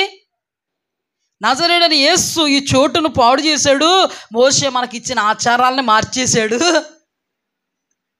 మోషే ఇచ్చిన ఆచారాలను మార్చాడా? చోటును పాడు చేశాడా? ఏ మోషే దేవుడు? ఆ మోషే దేవుడే స్టెఫెన్ దేవుడు, ఆ దేవుడే మోషే దేవుడు, ఆ దేవుడే వీళ్ళ దేవుడు. కానీ వీళ్ళు అంధత్వంలో, మందత్వంలో ఉన్నారు. ఈ లోక తర్కపు వాదులుగా ఉన్నారు. వీళ్ళకి పడద దేవుని సంబంధులంటే. దుష్టు సంబంధులకి, దేవుని సంబంధులకి ఎప్పుడూ యుద్ధమే. ఎప్పుడు చూసిన దేవుని సంబంధులకి దుష్టుని సంబంధులు చచ్చే వరకు తగులుతానే ఉంటారు. అబద్ధికుల్ని పెట్టి ఇతని మీద లేనిపోని మాటలు మాట్లాడుతూ ఉంటే సభలో కూర్చున్న వారందరికీ స్టెఫను యొక్క ముఖం దేవదూత ముఖంలా కనబడింది. హల్లెలూయా. ఆ ప్రత్యక్షత ఎవరు చూపారు? దేవుడు ఎందుకు చూపించాడు? ఆ సూచక క్రియ ఎందుకు చేశాడు? ఆ మహాశ్చర్యకార్యం ఎందుకు చేశాడు? ఆ స్టెఫన్ అనబడి ఉన్నవాడు అప్పటి వరకు సభలో కూర్చున్న వారికి స్టెఫనులాగా కనబడి అప్పటికప్పుడు దేవదూత ముఖంలాగా ఎందుకు మారిపోయిందంటే, ఆ దినాన దోషకుడు, హింసకుడు, హానికరుడుగా ఉన్నటువంటి సౌలు ఎదుట దేవుడిచ్చినటువంటి ప్రత్యక్షత, అతడు అవిధేయుడు కాక విధేయుడైతే బాగుపడ్డాడు. ఇక్కడ కూడా స్టెఫనులో నుండే ఒక సూచక క్రియను చూపుతున్నాడు, ఒక మహాశ్చర్య కార్యాన్ని చూపుతున్నాడు. దేవదూతలా కనబడుతున్నాడు సభలో ఉన్న వారందరికీ. ఆ సభలో ఉన్న వారందరూ ఎవరంటే స్టెఫనుకు విరోధంగా రేపబడిన వాళ్ళు. స్టెఫనుకు విరోధంగా రేపబడుతున్న వారి మధ్యలోనే దేవుడు లోబడనొల్లని వారి వైపుకు తమ చేతులు చాపునంతగా స్టెఫను ముఖములో ఒక సూచనను, ఒక అద్భుతాన్ని కలుగజేస్తే దేవదూత రూపంగా మారితే ఆ ప్రత్యక్షతకు వారు అవిధేయులై, విధేయులు కాక, చూడండి ఆ మాట, సభలో కూర్చున్న వారందరూ అతని వైపు తేరు చూడగా అతని ముఖము దేవదూత ముఖం వలె వారికి కనబడును. ప్రధాన యాజకుడు ఈ మాటలు నిజమేనా అని అడిగాను. అందుకు స్టెఫను చెప్పినదేమనగా చెప్తానే ఉన్నాడు. హిస్టరీ అంతా చెప్తున్నాడు. అబ్రహామును పిలుచుకున్న విధానం దగ్గర నుంచి, మోసే దగ్గర నుంచి యేసుక్రీస్తు ప్రభువు రాక వరకు మొత్తం విషయాలన్నీ చెబుతూ ఉంటే వాళ్ళు అతన్ని అంగీకరించాలి. అప్పుడు చివరికి దేవుడు అన్నాడు, మీరు ఏం మాట్లాడాలో మీరేం బాధపడకండి, నేనే మిమ్మల్ని నడిపిస్తున్నాను కాబట్టి మీరు ఎవరి ఎదుటి నిలబడినా మీరేం మాట్లాడాలో మీకు తెలియదు, కానీ నేనే మీలో ఉండి మాట్లాడిస్తానని మత్తయి సువార్త 10వ అధ్యాయంలో ఉంటుందన్నమాట. ఇక్కడ కూడా స్టెఫను అగుపరిచినటువంటి జ్ఞానం ఎదుట వాళ్ళు మారు మాట్లాడలేకపోయారు. అంటే స్టెఫనులో నుండి ఎవరు మాట్లాడారు? దేవుడే మాట్లాడారు. స్టెఫను ముఖాన్ని దేవదూత ముఖము అనబడేటువంటి ఒక సూచక క్రియను ఎవరు చేశారు? దేవుడే చేశారు. అయినా వీళ్ళలో ఏం రాలేదు? మార్పు రాలేదు. అందుకని ఇక్కడ మాట్లాడుతాడు, ముష్కరులారా, హృదయాలను చెవులను దేవుని వాక్యానికి లోపరచునల్లని వారలారా, మీ పితరుల వలె మీరును ఎల్లప్పుడూ పరిశుద్ధాత్మను ఎదిరించుచున్నారు. మీ పితరులు ప్రవక్తలలో ఎవరిని హింసింపకయుండిరి, ఆ నీతిమంతుని రాకను గూర్చి ముందు తెలిపిన వారిని చంపిరి. అయినను మీరు ఇప్పుడు అప్పగించి హత్య చేసిన వారైతే దేవదూతల ద్వారా నియమింపబడిన ధర్మశాస్త్రమును మీరు పొందితిరి కానీ దానిని గైకొనలేదని చెప్పాను. వారి మాటలు విని కోపముతో మండిపడి అతను చూచి పండ్లు కొరికిరి. అయితే అతడు పరిశుద్ధాత్మతో నిండుకుని వాడై ఆకాశము వైపు తేరు చూచి దేవుని మహిమను, యేసు దేవుని కుడి పార్శ్వమందు నిలిచియుండుట చూచి ఆకాశము తెరవబడుటయు మనుష్య కుమారుడు దేవుని కుడి పార్శ్వమందు నిలిచియుండుటయు చూచుచున్నానని చెప్పాను. అప్పుడు వారు పెద్ద కేకలు వేసి చెవులు మూసుకొని ఏకముగా అతని మీద పడి పట్టణపు వెలుపలకు అతను వెళ్ళగొట్టి రాళ్ళు రువి చంపిరి. సాక్షులు సౌలు అని ఒక యవ్వనుని పాదముల మీద తన వస్త్రాలు పెట్టిరి. ప్రభువును గూర్చి మొర్రపెట్టుచు, యేసు ప్రభువా నా ఆత్మను చేర్చుకోమని స్టెఫను పలుకుచుండగా వారు అతనిని రాళ్లతో కొట్టిరి. అతడు మోకాళ్ళుని, ప్రభువా వారి మీద ఈ పాపం మోపకమని గొప్ప శబ్దముతో పలికి మాట పలికి నిద్రించెను. సౌలు అతని చావుకు సమ్మతించెను. వీళ్ళ రాళ్ళు రువ్వక మునిపే అక్కడ ఒక సూచక్రియ చూపించాడు దేవుడు. ఏ సూచక్రియ అంటే అతని ముఖము దేవదూతలు అయ్యింది. అయినా వాళ్ళు నమ్మలే.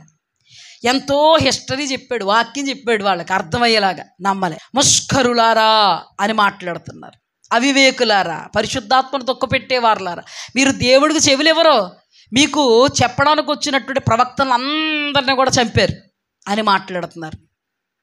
ఆకాశము తెరవబట్టు చూస్తున్నాడు. దేవుని కుమారుడైన యేసుక్రీస్తు ప్రభువారు నిలిచిండు చూస్తున్నాడు. అతడు ఏదైతే చూస్తున్నాడో కలతదంతా చెప్తుంటే అది ప్రత్యక్షతే. వాళ్ళు ఓకే చేశారా? విధేయులయ్యారా? అతడు రాళ్ళు రువ్వక మునిపి అంటున్నాడు.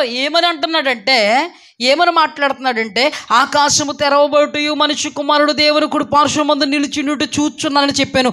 అప్పుడు వారు పెద్ద కేకలు వేసి చెవులు మూసుకొని ఏకముగా అతని మీద పడి పట్టణపు వెలుపలుగా అతను వెళ్ళగొట్టి రాళ్ళు రువ్వి చంపిరి. దీనికంటే ముందు చూపిస్తాను చూడండి అన్నమాట. ఇక్కడ జరిగింది ఏంటంటే, వారి మాటలు విని కోపంతో మండిపడి అతనిని చూచి పండ్లు కొరికారు. అయితే అతడు పరిశుద్ధాత్మతో నింపబడ్డాడు. మొట్టమొదటగా దూతలా కనబడ్డారు, వినలేదు. ముష్కరులారా అని హెచ్చరించి మాట్లాడారు, వినలేదు. ప్రవక్తలందరినీ కూడా మీరే చంపారన్నాడు, వినలేదు. వినకపోతే అయినా కూడా అతను మరలా పరిశుద్ధాత్మతో నింపబడ్డాడు.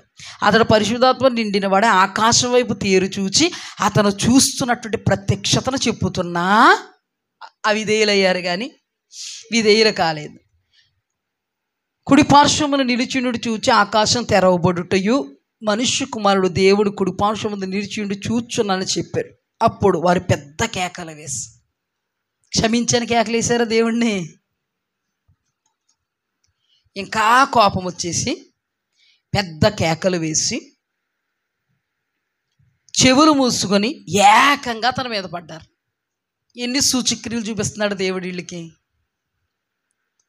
నిజంగా ఇతను చావుకు సమ్మతించినటువంటి సౌలుకి ఒకే సూచక్రియ చూపించాడు దేవుడు. ఆ ఒక్క సూచక్రియకి ఏమైపోయాడు? విధేయుడైపోయాడు, లోబడిపోయాడు. ఇక్కడ ఏ స్టెఫన్ అయితే పట్టుకున్నారో అతనిలో నుండే ఎన్ని సూచక క్రియలు చూపిస్తున్నాడో, ఎంత అద్భుతంగా అతీతంగా అతనిలో ఉండి మాట్లాడుతున్నాడో, పరిశుద్ధాత్మ శక్తితో అతన్ని మరింతగా నింపి ఒక దర్శనాన్ని చూపిస్తున్నాడో, ఆకాశం తెరిచి చూపిస్తున్నాడు. ఆకాశము తెరిచి చూపిస్తుంటే తెరవబడిన దాన్ని చూస్తున్నాడు. చచ్చిపోబోతున్నవాడు నకిలీవాడైతే ఇంత బలంగా నిలబడతాడా? నన్ను చంపకండి బాబు, మీకు దండం పెడతాను, నేను వెళ్ళిపోతానండా. అంత ఆత్మావేశంతో నిలబడతాడా? అంత ఆత్మజ్ఞానంతో నిలబడతాడా? రాళ్ళు నువ్వు చంపేస్తూ ఉంటే ఆకాశం తెరవబడింది అంటాడా? ఏ యేసుప్రభుని ఒప్పుకుంటే ఏ యేసుప్రభునైతే ఒప్పుకోకూడదు అన్నారో, ఏ యేసుప్రభుని ప్రకటించకూడదు అన్నారో, ఆ యేసుప్రభు నామాన్ని ఉచ్చరించి ఆయనే యేసుప్రభు, ఆయనే నిజమైన దేవుడు, ఆయన వలన రక్షణ అంటూ అద్భుత ఆశ్చర్య మహాశ్చర్య సూచక్రియలు చేస్తే చంపేస్తారని తెలిసినా ఇంకా దేవుని నిమిత్తం నిలబడి, ఇంకా దేవుని కోసం నిలబడి, ఇంకా దేవుడు తనకు చూపిస్తున్న సమస్తాన్ని కూడా ప్రవచిస్తుంటే, ఏ దర్శనాన్ని అయితే, ఏ దృశ్యాన్ని అయితే అతను చూస్తున్నాడో ఆ దృశ్యాన్ని అంత టెన్షన్లో అలా మాట్లాడతాడా? అయినా కానీ వీళ్ళు తాము జ్ఞానులమని చెప్పుకున్నట్టు బుద్ధిహీనులైరి, వెర్రివారైరి, తమ వాదములు యందు వ్యర్థులైరి. ఎంత ప్రత్యక్షతలే! వాత వేయబడిన మనస్సాక్షి అండి. అసలు వాళ్ళ దేవుడు ఉంటే కదా, వాళ్ళలో దేవునాత్మ ఉంటే కదా దేవుని బిడ్డల్ని దెయ్యాలుగా చిత్రీకరిస్తారు. వీళ్ళు ఏం చేస్తారంటే దూషిస్తారు, హింసిస్తారు, హాని చేస్తారు, తర్కిస్తారు, వివాదాలు పెట్టుకుంటారు. ఇంకేం చేస్తారంటే వీళ్ళు తీర్పు తీరుస్తారు. చెప్పాను కదా ఇందాక, ఇక్కడున్న వాళ్ళు దూషించారు, స్టెఫన్ని హింసిస్తున్నారు, మీద పడిపోయారండి, రాళ్ళు రువ్వారండి, హింసించారండి, చివరికి చంపేశారండి. దూషించారు, తర్కించారు, వివాదాలు పెట్టుకున్నారు, తీర్పులు తీర్చారు, చివరికి చంపేశారు. ఇక్కడ చూడండి ఎంత అద్భుతంగా. అయితే అతడు పరిశుద్ధాత్మతో నిండుకొనిన వాడే ఆకాశం వైపు తేరు చూచి దేవుని మహిమను, యేసు దేవుని కుడి పార్శ్వమందు నిలిచిండుటను చూచి ఆకాశము తెరవబడుటయు మనుష్య కుమారుడు దేవుని కుడి పార్శ్వమందు నిలిచిండుటయు చూచుచున్నానని చెప్పాను. అప్పుడు వారు పెద్ద కేకలు వేసి చెవులు మూసుకుని ఏకముగా తన మీద పడి పట్టణపు వెలుపులకి అతన్ని వెళ్ళగొట్టి, ఇదంతా చూశాకనే మీద పడి వెళ్ళగొట్టి రాళ్ళు రువ్వారు. చూశాక ఇంత జరిగిన తర్వాత రాళ్ళు రువ్వాలా? చంపాలనుకోవాలా? ఎందుకు వచ్చిందిరా బాబు మన మీదకి వచ్చేలా ఉంది.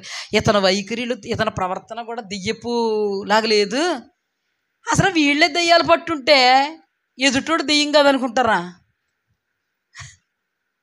అసలు దెయ్యాలు పట్టిన మనుషులు నాశనానికి దెయ్యాలు నడుపుతాయి, దేవునికి అనుకూలంగా నడపో. ఇప్పుడు దేవుని ఆత్మకి అనుకూలంగా ఉంటారా? వీళ్ళలో ఆల్రెడీ దెయ్యాలు ఉన్నాయి, వీరు ఆల్రెడీ దేవుని ఆత్మతో లేరు, దుష్టాత్మతో ఉన్నారు. వీళ్ళని దెయ్యపు ఆత్మలో నాశనానికి కాక దీవెనకు నడుపుతాయా? దేవుని ఉగ్రతకు కాక, దేవుని కోపానికి కాక, దేవుని శాపానికి కాక, దేవుని దీవెనకు, ఆశీర్వాదానికి, కృపకు నడుపుతాయా ఈ దెయ్యాలు? అందుకే వీళ్ళు వాత వేయబడిన మనస్సాక్షి, తమ వాదములు ఎందు వ్యర్థులైరి. ఏవైపోయారు? వాదాలు ఎందు వ్యర్థులైపోయి చివరికి ఇతను ఏం చేశారంటే పట్టణపు వెలుపులుగా అతను వెళ్ళగొట్టి రాళ్ళు రువి చంపిరి. సాక్షులు సౌలోను ఒక యవ్వనస్తుని పాదాలు మీద తమ వస్త్రాలు పెట్టిరి. ప్రభువును గూర్చి మొర్ర పెట్టుచు, చచ్చిపోయి ముందే ఇదంతా చేస్తున్నాడు. యేసు ప్రభువా నా ఆత్మను చేర్చుకోమని స్టెఫను పలుకుచుండగా వారు అతను రాళ్లతో కొట్టిరు. నా ఆత్మను చేర్చుకొని ఎవడో అనగలడమ్మా ధైర్యంగా? అతనే నకిలీ మనిషి అయితే దండం పెట్టి వెళ్ళిపోడా?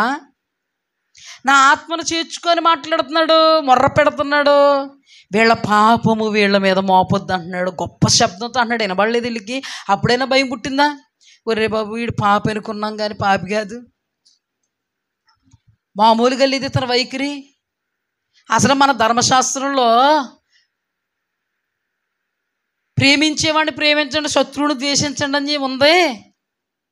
అలాంటిది ఇతనేంటి మన శత్రువులుగా కొట్టేస్తుంటే కూడా మన పాపం మన మీద మోపొద్దని పెద్ద మోకాళ్ళు వేసి పెద్ద స్వరం ఎత్తి గొప్ప స్వరంతో మాట్లాడుతున్నాడు. మనందరి కళ్ళకి కూడా అతను దేవదూతలా కనబడ్డాడు.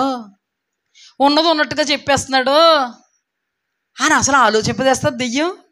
ఏమంటే దెయ్యం ఉంటేనండి వాత వేయబడిన మనస్సాక్షేనండి, మారండి ఇంకా. ఈ దెయ్యాలు ఉంటే మాత్రం అస్సలు దేవునికి అనుకూలంగా ఉండవు. ఈ దెయ్యం బట్టి తర్కించి వాదాలు పెట్టుకుని తీర్పులు తీర్చి హింసించి వాళ్ళని నాశనం చేసి చంపేసి వరకు కుదిరలేదండి వీళ్ళకి. చంపేసే వరకు కుదిరలేదు.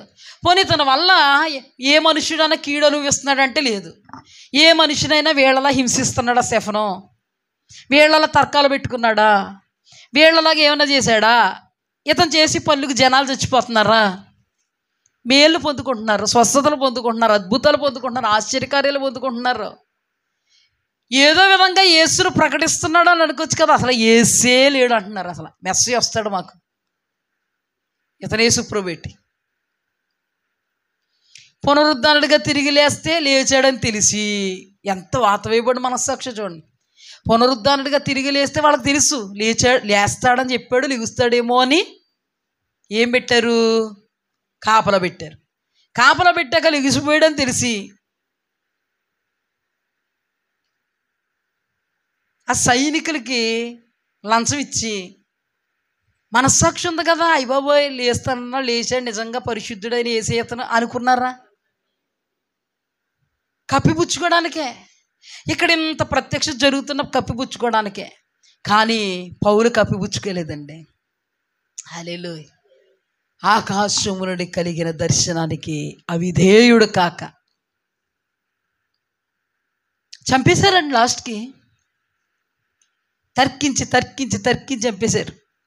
ఈ రోజుల్లో ఇంత వాక్యం ఉన్నా ఈ కడవరి దినాల్లో తర్కించే వాళ్ళు ఎగిసిపోతున్నారు ఎక్కువ. వివాదాలు పెట్టుకున్న వాళ్ళే, తర్కించే వాళ్ళే, దూషిస్తున్న వాళ్ళే, హింసిస్తున్న వాళ్ళే, హాని చేస్తున్న వాళ్ళే వీళ్ళ పరిస్థితులను బట్టి అన్యజనులు రేపుతున్నారు. ఈ తర్కంతో స్టెఫన్ను చంపేశారు. మరొక సందర్భంలో పౌలు గారు వాక్యం చెప్తే పట్టణం అంతా పౌలు గారు వాక్యానికి వచ్చేస్తే ఇక్కడ ఉన్నటువంటి సమాజ మందిరంలో పాస్టర్లు స్టెఫన్ని రాళ్ళు రువి ఎలా చంపేశారు, స్టెఫన్ని తర్కించడానికి ఎలా వెళ్ళిపోయారు. పౌలయ్య గారు ఆ తర్వాత దినాల్లో దేవుడి కోసం నిలబడి ఆయన వాక్యం చెప్తుంటే ఆయన వాక్యానికి పట్టణం అంతా వచ్చేస్తే మిగతా పాస్టర్స్ అందరూ కూడా మాకు రాని వాళ్ళు ఆడికి ఎందుకు వచ్చారని ఆలోచించట్లే. ఏ మాయా మంత్రం వేసేస్తున్నాడు పౌలు. నీకు అభిషేకం అంటే ఏంటో తెలియదు, అభిషేకంలో ఉండేటువంటి ధన్యత భాగ్యం అంటే ఏంటో తెలియదు నీకు. అభిషేకం అంటే అవగాహన లేదు మీకు. అభిషేకంతో వాడబడుతున్న పౌలయ్య గారు వాక్యం చెప్తుంటే అతని వాక్యం అధికారపూర్వకంగా ఉందేమో.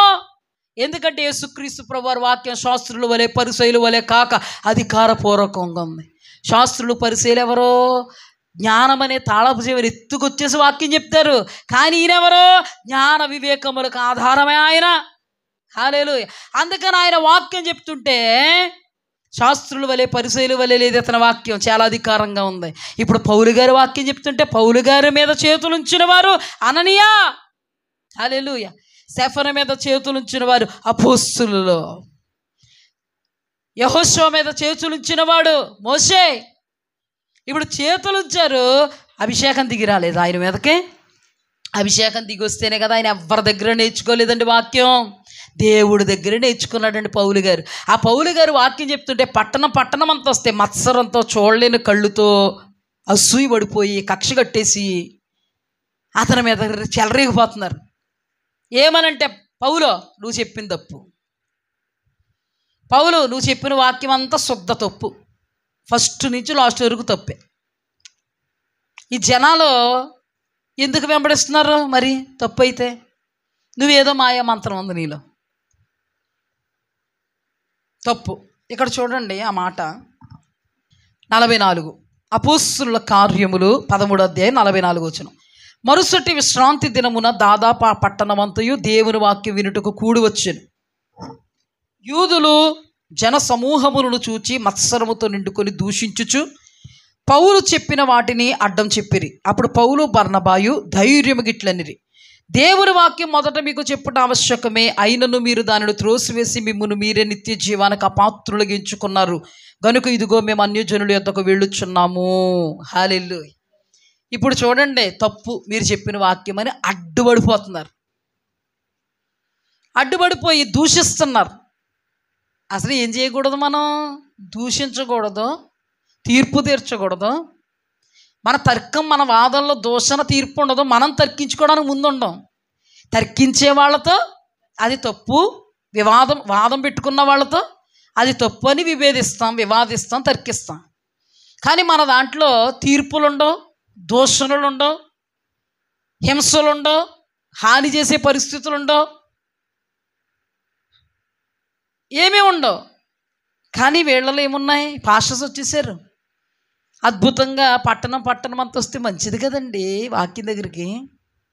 ఈ పాస్టర్స్ వచ్చేసి నువ్వు తప్పు, నువ్వు చెప్పిన వాక్యం తప్పు అని అడ్డగిస్తుంటే పౌలు బర్నబా కోపం వచ్చి, మొదట దేవుడు మీకే అనుగ్రహించాడు ఈ కృపను కాలదనుకున్నారు, మిమ్మల్ని మీరే నిత్య రాజ్యం అనబడే పరలోకానికి అపాత్రులుగా చేసుకున్నాం, మేము అన్యజనుల దగ్గరికి వెళ్ళిపోతున్నాం. ఇప్పుడు వీళ్ళందరూ ఎవరు? తర్కించిన వాళ్ళు. పౌలు గారిని అడ్డుపడిన వాళ్ళు ఎవరు? పౌలు గారి వాక్యం తప్పు అన్న వాళ్ళు ఎవరు? మత్సరపడిన వాళ్ళు ఎవరు? దూషించిన వాళ్ళు ఎవరు? తప్పు పట్టిన వాళ్ళు ఎవరు? క్రైస్తవులే, వాళ్ళు సేవకులే. కానీ వాళ్ళలో ఏమి లేదు? నిత్య జీవానికి వారసత్వం లేదు అన్నాడు అక్కడ. మిమ్మును మీరే నిత్య జీవానికి అపాత్రులుగా చేసుకున్నారు అంటే ఏంటి? మీరు నరక పాత్రులు. పరిసయ్యులు శాస్త్రుల్ని దేవుడు ఏమన్నాడు? మీరు పరలోకం ప్రవేశించేవాడిని ప్రవేశింపనివ్వరు. ఇప్పుడు తర్కించే వాళ్ళందరూ ఎవరు? నరకపాత్రులు. అక్కడ మిఖాయేలు ఏం చేసింది? దూషించలేదు, తీర్పు తీర్చలేదు. ప్రభువు నిన్ను గద్దించిన గాకంద. కానీ కొందరు ఎంత నిర్భయంగా దూషిస్తున్నారు, ఎంత నిర్భయంగా ఏం చేస్తున్నారు? హింసిస్తున్నారు, హానికరంగా మాట్లాడుతున్నారు, తీర్పులు తీరుస్తున్నారు, దూషిస్తున్నారు. వీళ్ళందరూ ఎంత ఈజీగా దేవుని ఆత్మతో ఉన్న వాళ్ళు దూషించారండి. పౌలయ్య గారిని, బర్నబాయి గారిని, అక్కడేమో స్టెఫనయ్య గారిని.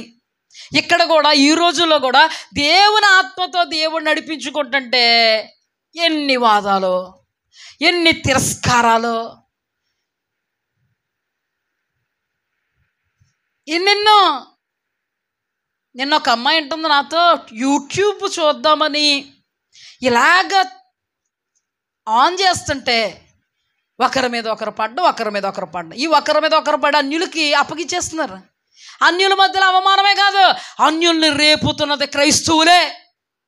అన్యుల్ని రేపుతున్నది జ్ఞానం అనే తాళపు ఎత్తుకుపోయామన్న వివాదకులే, ఈ లోక తర్కవాదులే. ఈ లోకంలో వివాదాలు పెట్టుకుంటున్న వాళ్ళే, ఈ లోకానికి సంబంధించిన వాళ్ళే. వాళ్ళు దేవుని బిడ్డలను అన్యులకు అప్పగిస్తున్నది వాళ్ళే. ఇక్కడ కూడా పౌలయ్య గారిని అన్యుల్ని రేపింది ఎవరు? పౌలయ్య గారి మీద అన్యుల్ని రేపింది ఎవరు? క్రైస్తవులే, క్రైస్తవ సేవకులే.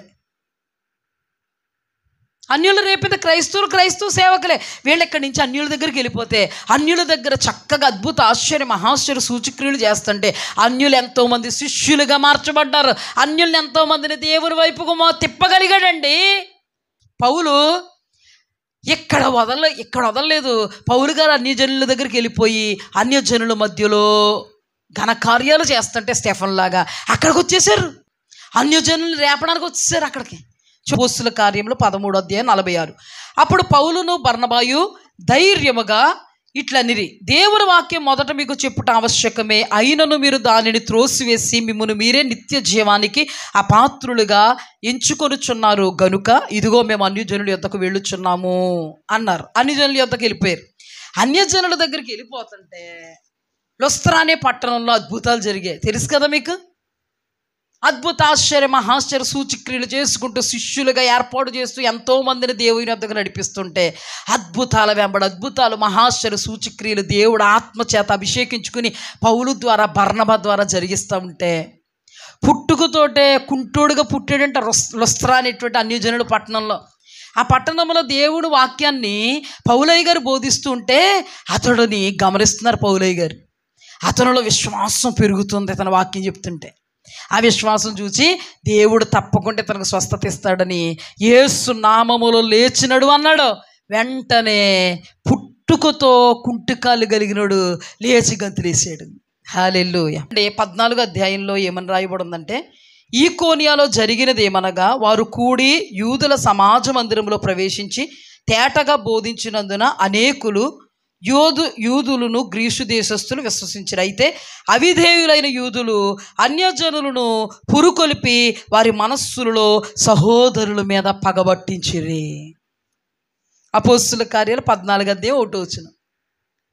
పౌలయ్య గారు చక్కగా వాక్యం చెప్తుంటే ఎంతోమంది యూదుల్లోనూ గ్రీసు దేశస్థులు అనబడి అన్యజనులు దేవుని వైపుకు తిరిగితే యూదులలోనంట అవిధేయులైన యూదులు, అంటే దేవుడు ఎంతగా ప్రత్యక్షతలు చూపినా దేవుడు ఎంతగా తను తాను కనుపరుచుకున్నా పౌలు వలె విధేయులుగాక అవిధేయులైపోయి త్రోసేసుకుని ఆ మార్గాన్ని చిదివేసుకుని అవిధేయులుగా దుష్ట సంబంధులుగా ఉన్న యూదులు ఏం చేశారంట, అన్యజనులను పురుకొల్పి వాళ్ళని పురుకొల్పి వీళ్ళందరూ జనాలు పోగేశారు.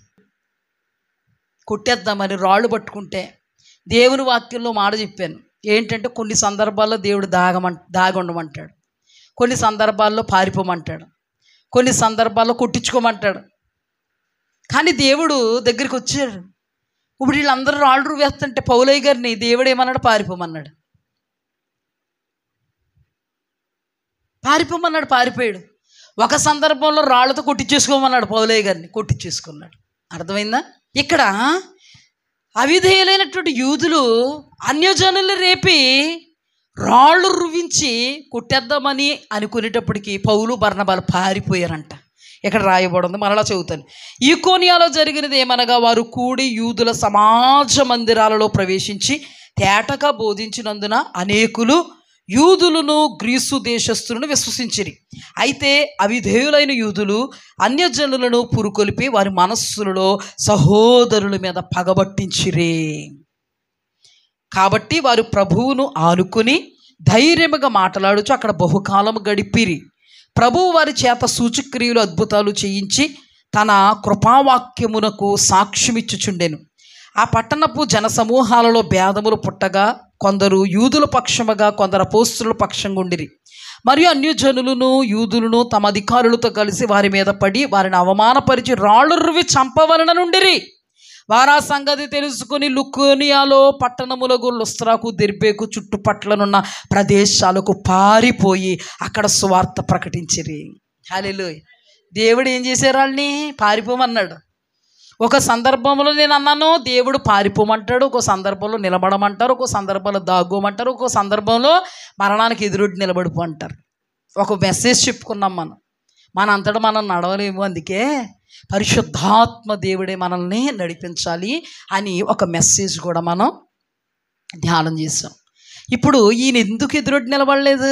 చాలా సందర్భాల్లో కొట్టించుకున్నారు కదా, చాలా సందర్భాలు రాళ్ళు రువించుకున్నారు కదా, ఇప్పుడు ఎందుకు నిలబడలేదంటే దేవుడు వాళ్ళని అలా నడిపించారు, పారిపోయారు. అందుకే పారిపోయిన పాస్టర్లను చూసి పారిపోయాడు.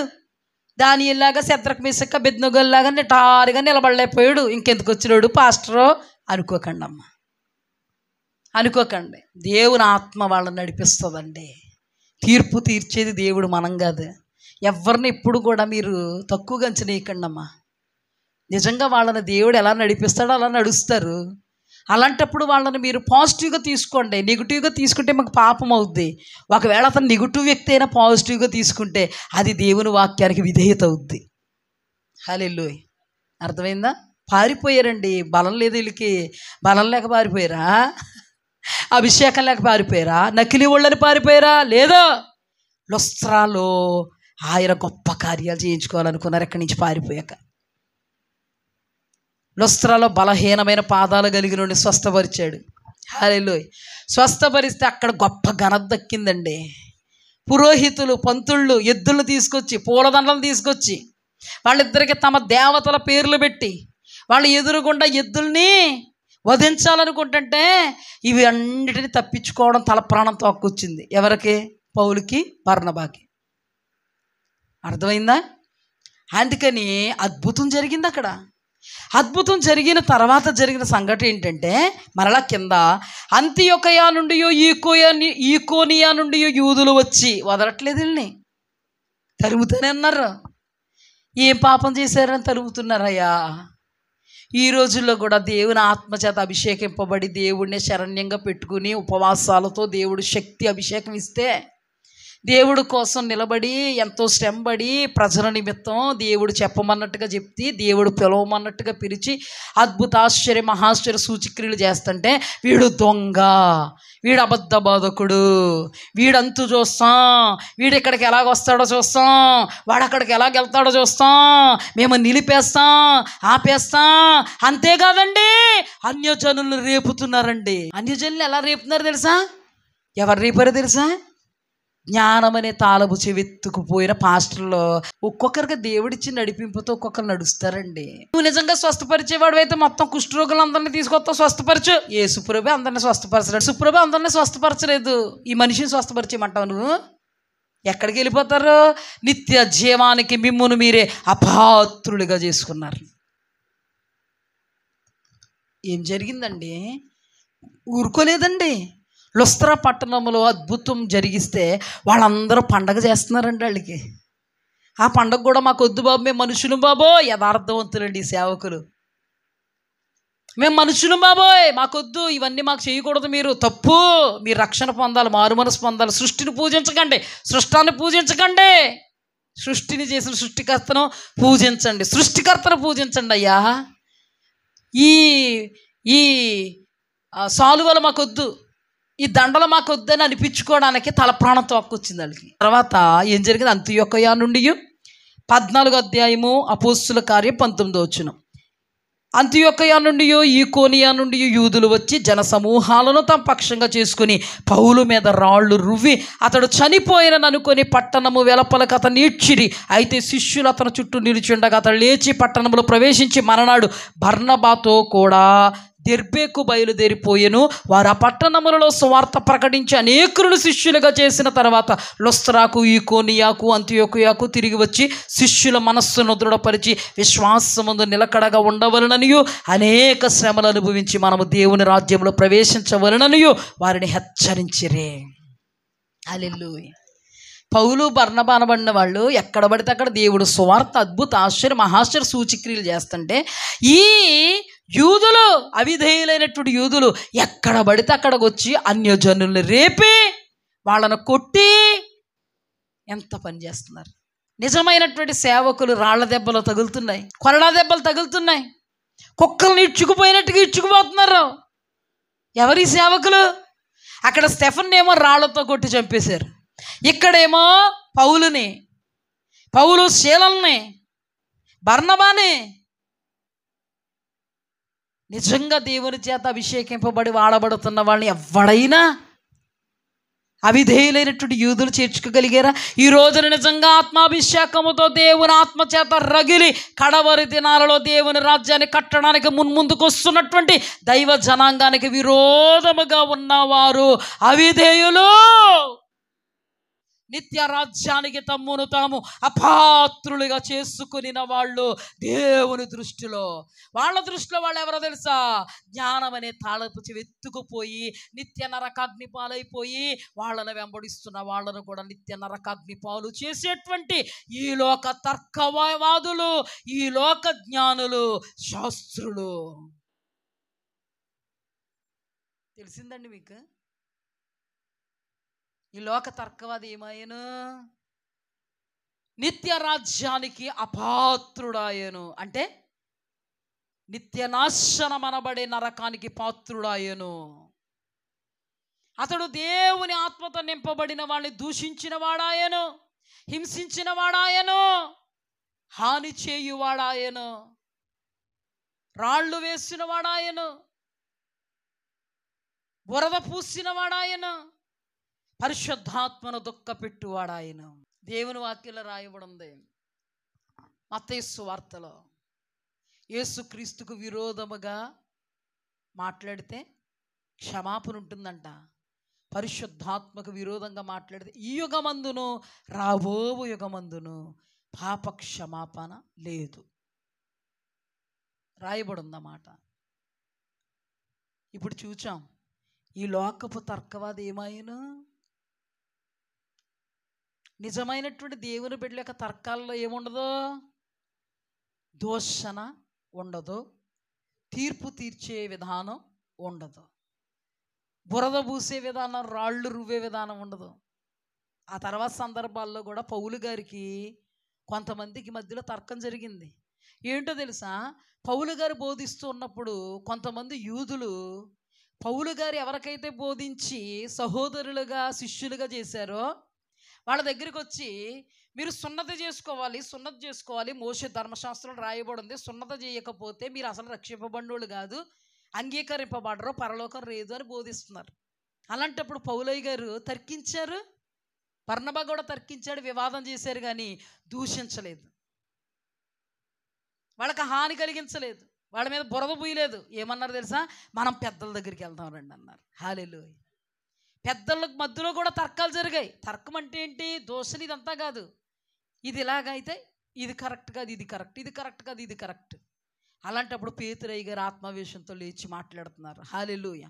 ఆ తర్వాత యాకోబు అనబడినటువంటి వ్యక్తి ఆత్మావేశంతో లేచి, పరిశుద్ధాత్మకు మాకు తోచింది ఏంటంటే అన్యజనులకి మీరు సున్నతి ప్రకటించొద్దు, దేవాది దేవుడు అన్యజనుల దేవుడని పేతురునైనటువంటి నా విషయంలో తెలియపరిచాడు, వాళ్ళ మీద మనం భారం పెట్టద్దు. గొంతు పిసుగు చంపిన దాన్ని, జారత్వాన్ని, విగ్రహ అర్పితమైనటువంటివి తినేవాటిని, అలాంటి వాటిని వారు చెయ్యొద్దనండి. అంతేగాని వాళ్ళ మీద భారం పెట్టి అబ్రహాము సున్నతి చేయించుకున్నాడు, మోషే ద్వారా చెప్పాడు దేవుడు, అబ్రహాము సున్నతి చేయించుకున్నాడు, మోషేలందరూ సున్నతి చేయించుకున్నారు, యూదులందరూ సున్నతి చేయించుకుంటారు, అన్యజనులు సున్నతి చేయండి అని పెట్టవద్దు అని అన్నాడు. అందుకే మనం అన్యజనులు సున్నతి చేయించుకుంటున్నారా? మన మీద అంత భారం పెట్టలేదు దేవుడు. హల్లెలూయా. వాళ్ళ అన్యజనులు, వాళ్ళ మీద భారం పెట్టద్దు. ఈ మాట చదివేసి నేను ముగించేస్తానమ్మా. అపోస్తుల కార్యములు 15వ అధ్యాయం జాగ్రత్తగా వినండి. 1 నుండి. కొందరు యోదయ నుండి వచ్చి, వీరు మోషే నియమించిన ఆచారము చొప్పున సున్నతి పొందితేనే గాని రక్షణ పొందలేరని సహోదరులకు బోధించిరి. పౌలునకు బర్నబాకు వారితో విశేష వివాదము తర్కము కలిగింది. విశేషంగా వారితో వివాదం తర్కం కలిగితే వాళ్ళు ఏం చేయలేదు? తీర్పు తీర్చలేదు, రాళ్ళు రువ్వలేదు, రాళ్ళు వేయలేదు, రాళ్ళు ఏరలేదు, దూషించలేదు, ఇంకా బురద జల్లలేదు. ఏమనుకున్నారంటే ఈ అంశము విషయమై పౌలు బర్నబా తనలో మరికొందరు యెరూషలేముకు వెళ్ళి అపోస్తలుల యొద్దకు పెద్దల యొద్దకు వెళ్ళాలని సహోదరులు నిశ్చయించారు. కాబట్టి వారు సంఘం వలన సాగనంపబడి ఫెనీకే సమరయ దేశముల ద్వారా వెళ్ళుచు అన్యజనులు దేవుని వైపు తిరిగిన సంగతి తెలియపరిచి సహోదరులకు అందరికీ మహా సంతోషం కలుగు చేసిరి. వారు యెరూషలేముకు రాగా సంఘపు వారు అపోస్తలులు పెద్దలు వారిని చేర్చుకొనిరి. దేవుడు తమకు తోడయుండి చేసినవన్నీ వారు వివరించిరి. పరిసయ్యుల తెగలో విశ్వాసులైన కొందరు లేచి అన్యజనులకు సున్నతి చేయింపవలననియు మోషే ధర్మశాస్త్రమును గైకొనుడనియు వారికి ఆజ్ఞాపింపవలననియు చెప్పిరి. అప్పుడు అపోస్తలులు పెద్దలు ఈ సంగతి గూర్చి ఆలోచించుటకు కూర్చుండిరి. బహు తర్కము జరిగిన తర్వాత పేతురు లేచి వారితో ఇట్లనెను, సహోదరులారా, ఆరంభమందు అన్యజనులు నా నోట సువార్త వాక్యం విని విశ్వసించులాగున మీలో నన్ను దేవుడు ఏర్పరచుకొనునని మీకు తెలియను. మరియు హృదయములను ఎరిగిన దేవుడు మనకు అనుగ్రహించినట్టుగానే వారికి పరిశుద్ధాత్మను అనుగ్రహించి వారిని గూర్చి సాక్ష్యం ఇచ్చాను. వారి హృదయములను విశ్వాసము వలన పవిత్రపరిచి మనలకు వారికి ఏ భేదమైన కనపరచలేదు గనుక మన పితరులైనను మనమైన మోయలేని కాడిని శిష్యుల మెడ మీద పెట్టి మీరెందుకు దేవుని శోధించుచున్నారు? ప్రభువైన యేసు కృపచేత మనము రక్షణ పొందుదుమని నమ్ముచున్నాము కదా, అలాగే వారును రక్షణ పొందుదురనెను. అంతటా సమూహమంతయు ఓరకుండి బర్నబాయు పౌలును తమ ద్వారా దేవుడు అన్యజనులలో చేసిన సూచక క్రియలు అద్భుతాలు వివరించగా ఆలకించెను. వారు చాలించిన తరువాత యాకోబిట్లనెను, సహోదరులారా, నా మాట ఆలకించుడి.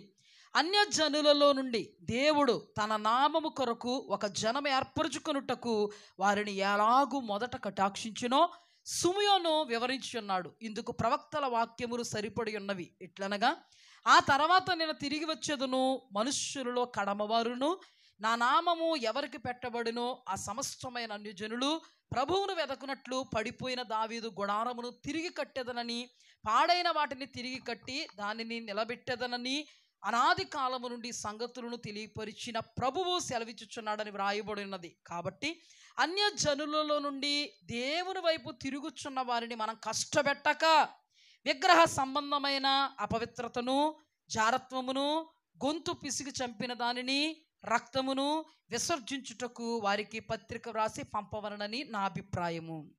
28వ వచనం, విగ్రహాలకు అర్పించిన వాటిని, రక్తమును, గొంతు పిసిగి చంపిన దానిని, జారత్వాన్ని విసర్జించవలనని, ఈ ఆవశ్యకమైన వాటి కంటే ఎక్కువైన ఏ భారము మీ మీద మాపకూడదని పరిశుద్ధాత్మకు మాకు తోచెను. వీటికి దూరముగా ఉండుటకు జాగ్రత్త పడితిరా, అది మీకు మేలు, మీకు క్షేమము కలుగుగాక. వాళ్ళ మధ్యలోనూ తర్కాలు పుట్టాయి, వాళ్ళ మధ్యలోనూ వాదాలు పుట్టాయి. ఈ లోక తర్కవాదికి సంబంధించిన వాదాలు కదా. మికాయేలు కూడా సాతానుతో వాదం పెట్టుకున్నాడు, తర్కించాడు, కానీ ఏం చేయలేదు, తీర్పు తీర్చలేదు. ప్రభు నిన్ను గద్దించునుగాక, ప్రభు నిన్ను గద్దించునుగాక. తర్కము ఈ వాదముకి, ఈ లోక తర్కవాది తర్కానికి వాదానికి చాలా చాలా వ్యత్యాసం ఉంది.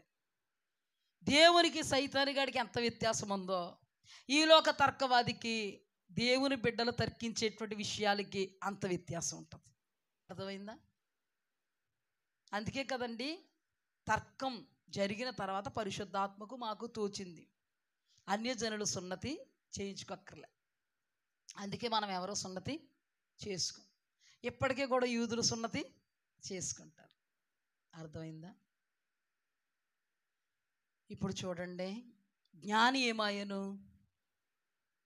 వెర్రివాడాయను. శాస్త్రి ఏమాయను? శాపగ్రస్తుడు, నిత్యనాశన పుత్రుడాయను. ఈలోక తర్కవాది ఏమాయను? తమ్మును తామే నిత్య జీవానికి అపాత్రులుగా చేసుకొని. టోటల్గా ఈ ముగ్గురు ఏమాయను? నిత్య నరకాగ్నిపాలాయను. టోటల్గా ఈ ముగ్గురు నిత్య నరకాగ్నిపాలాయను. ఏమాత్రం ప్రయోజనకరంగా ఉన్నారా మనకి? వాళ్ళలో ఉన్నవి మనలో ఉండొచ్చా? నిజంగా దేవుని బిడ్డలమైతే పరలోకం ప్రవేశించాలని అనుకుంటే ప్రతి ఒక్కరికి దేవుడు వాక్యం ఇచ్చాడు.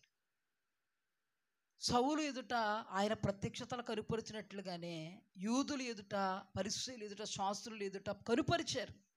కానీ పౌలు విధేయుడయ్యాడు. ఎంతోమందిని పౌలు విధేయులుగా మార్చాడు. ఆయన ద్వారా ఎంతోమంది పట్టబడ్డారు. యూదులు పట్టబడ్డారు, పరిసయ్యులు పట్టబడ్డారు. నీకోదేం పరిసయ్యుడు యేసుక్రీస్తు కాలంలో పట్టబడలేదా? అరమత్తయి యోసేపు పరిసయ్యుడు.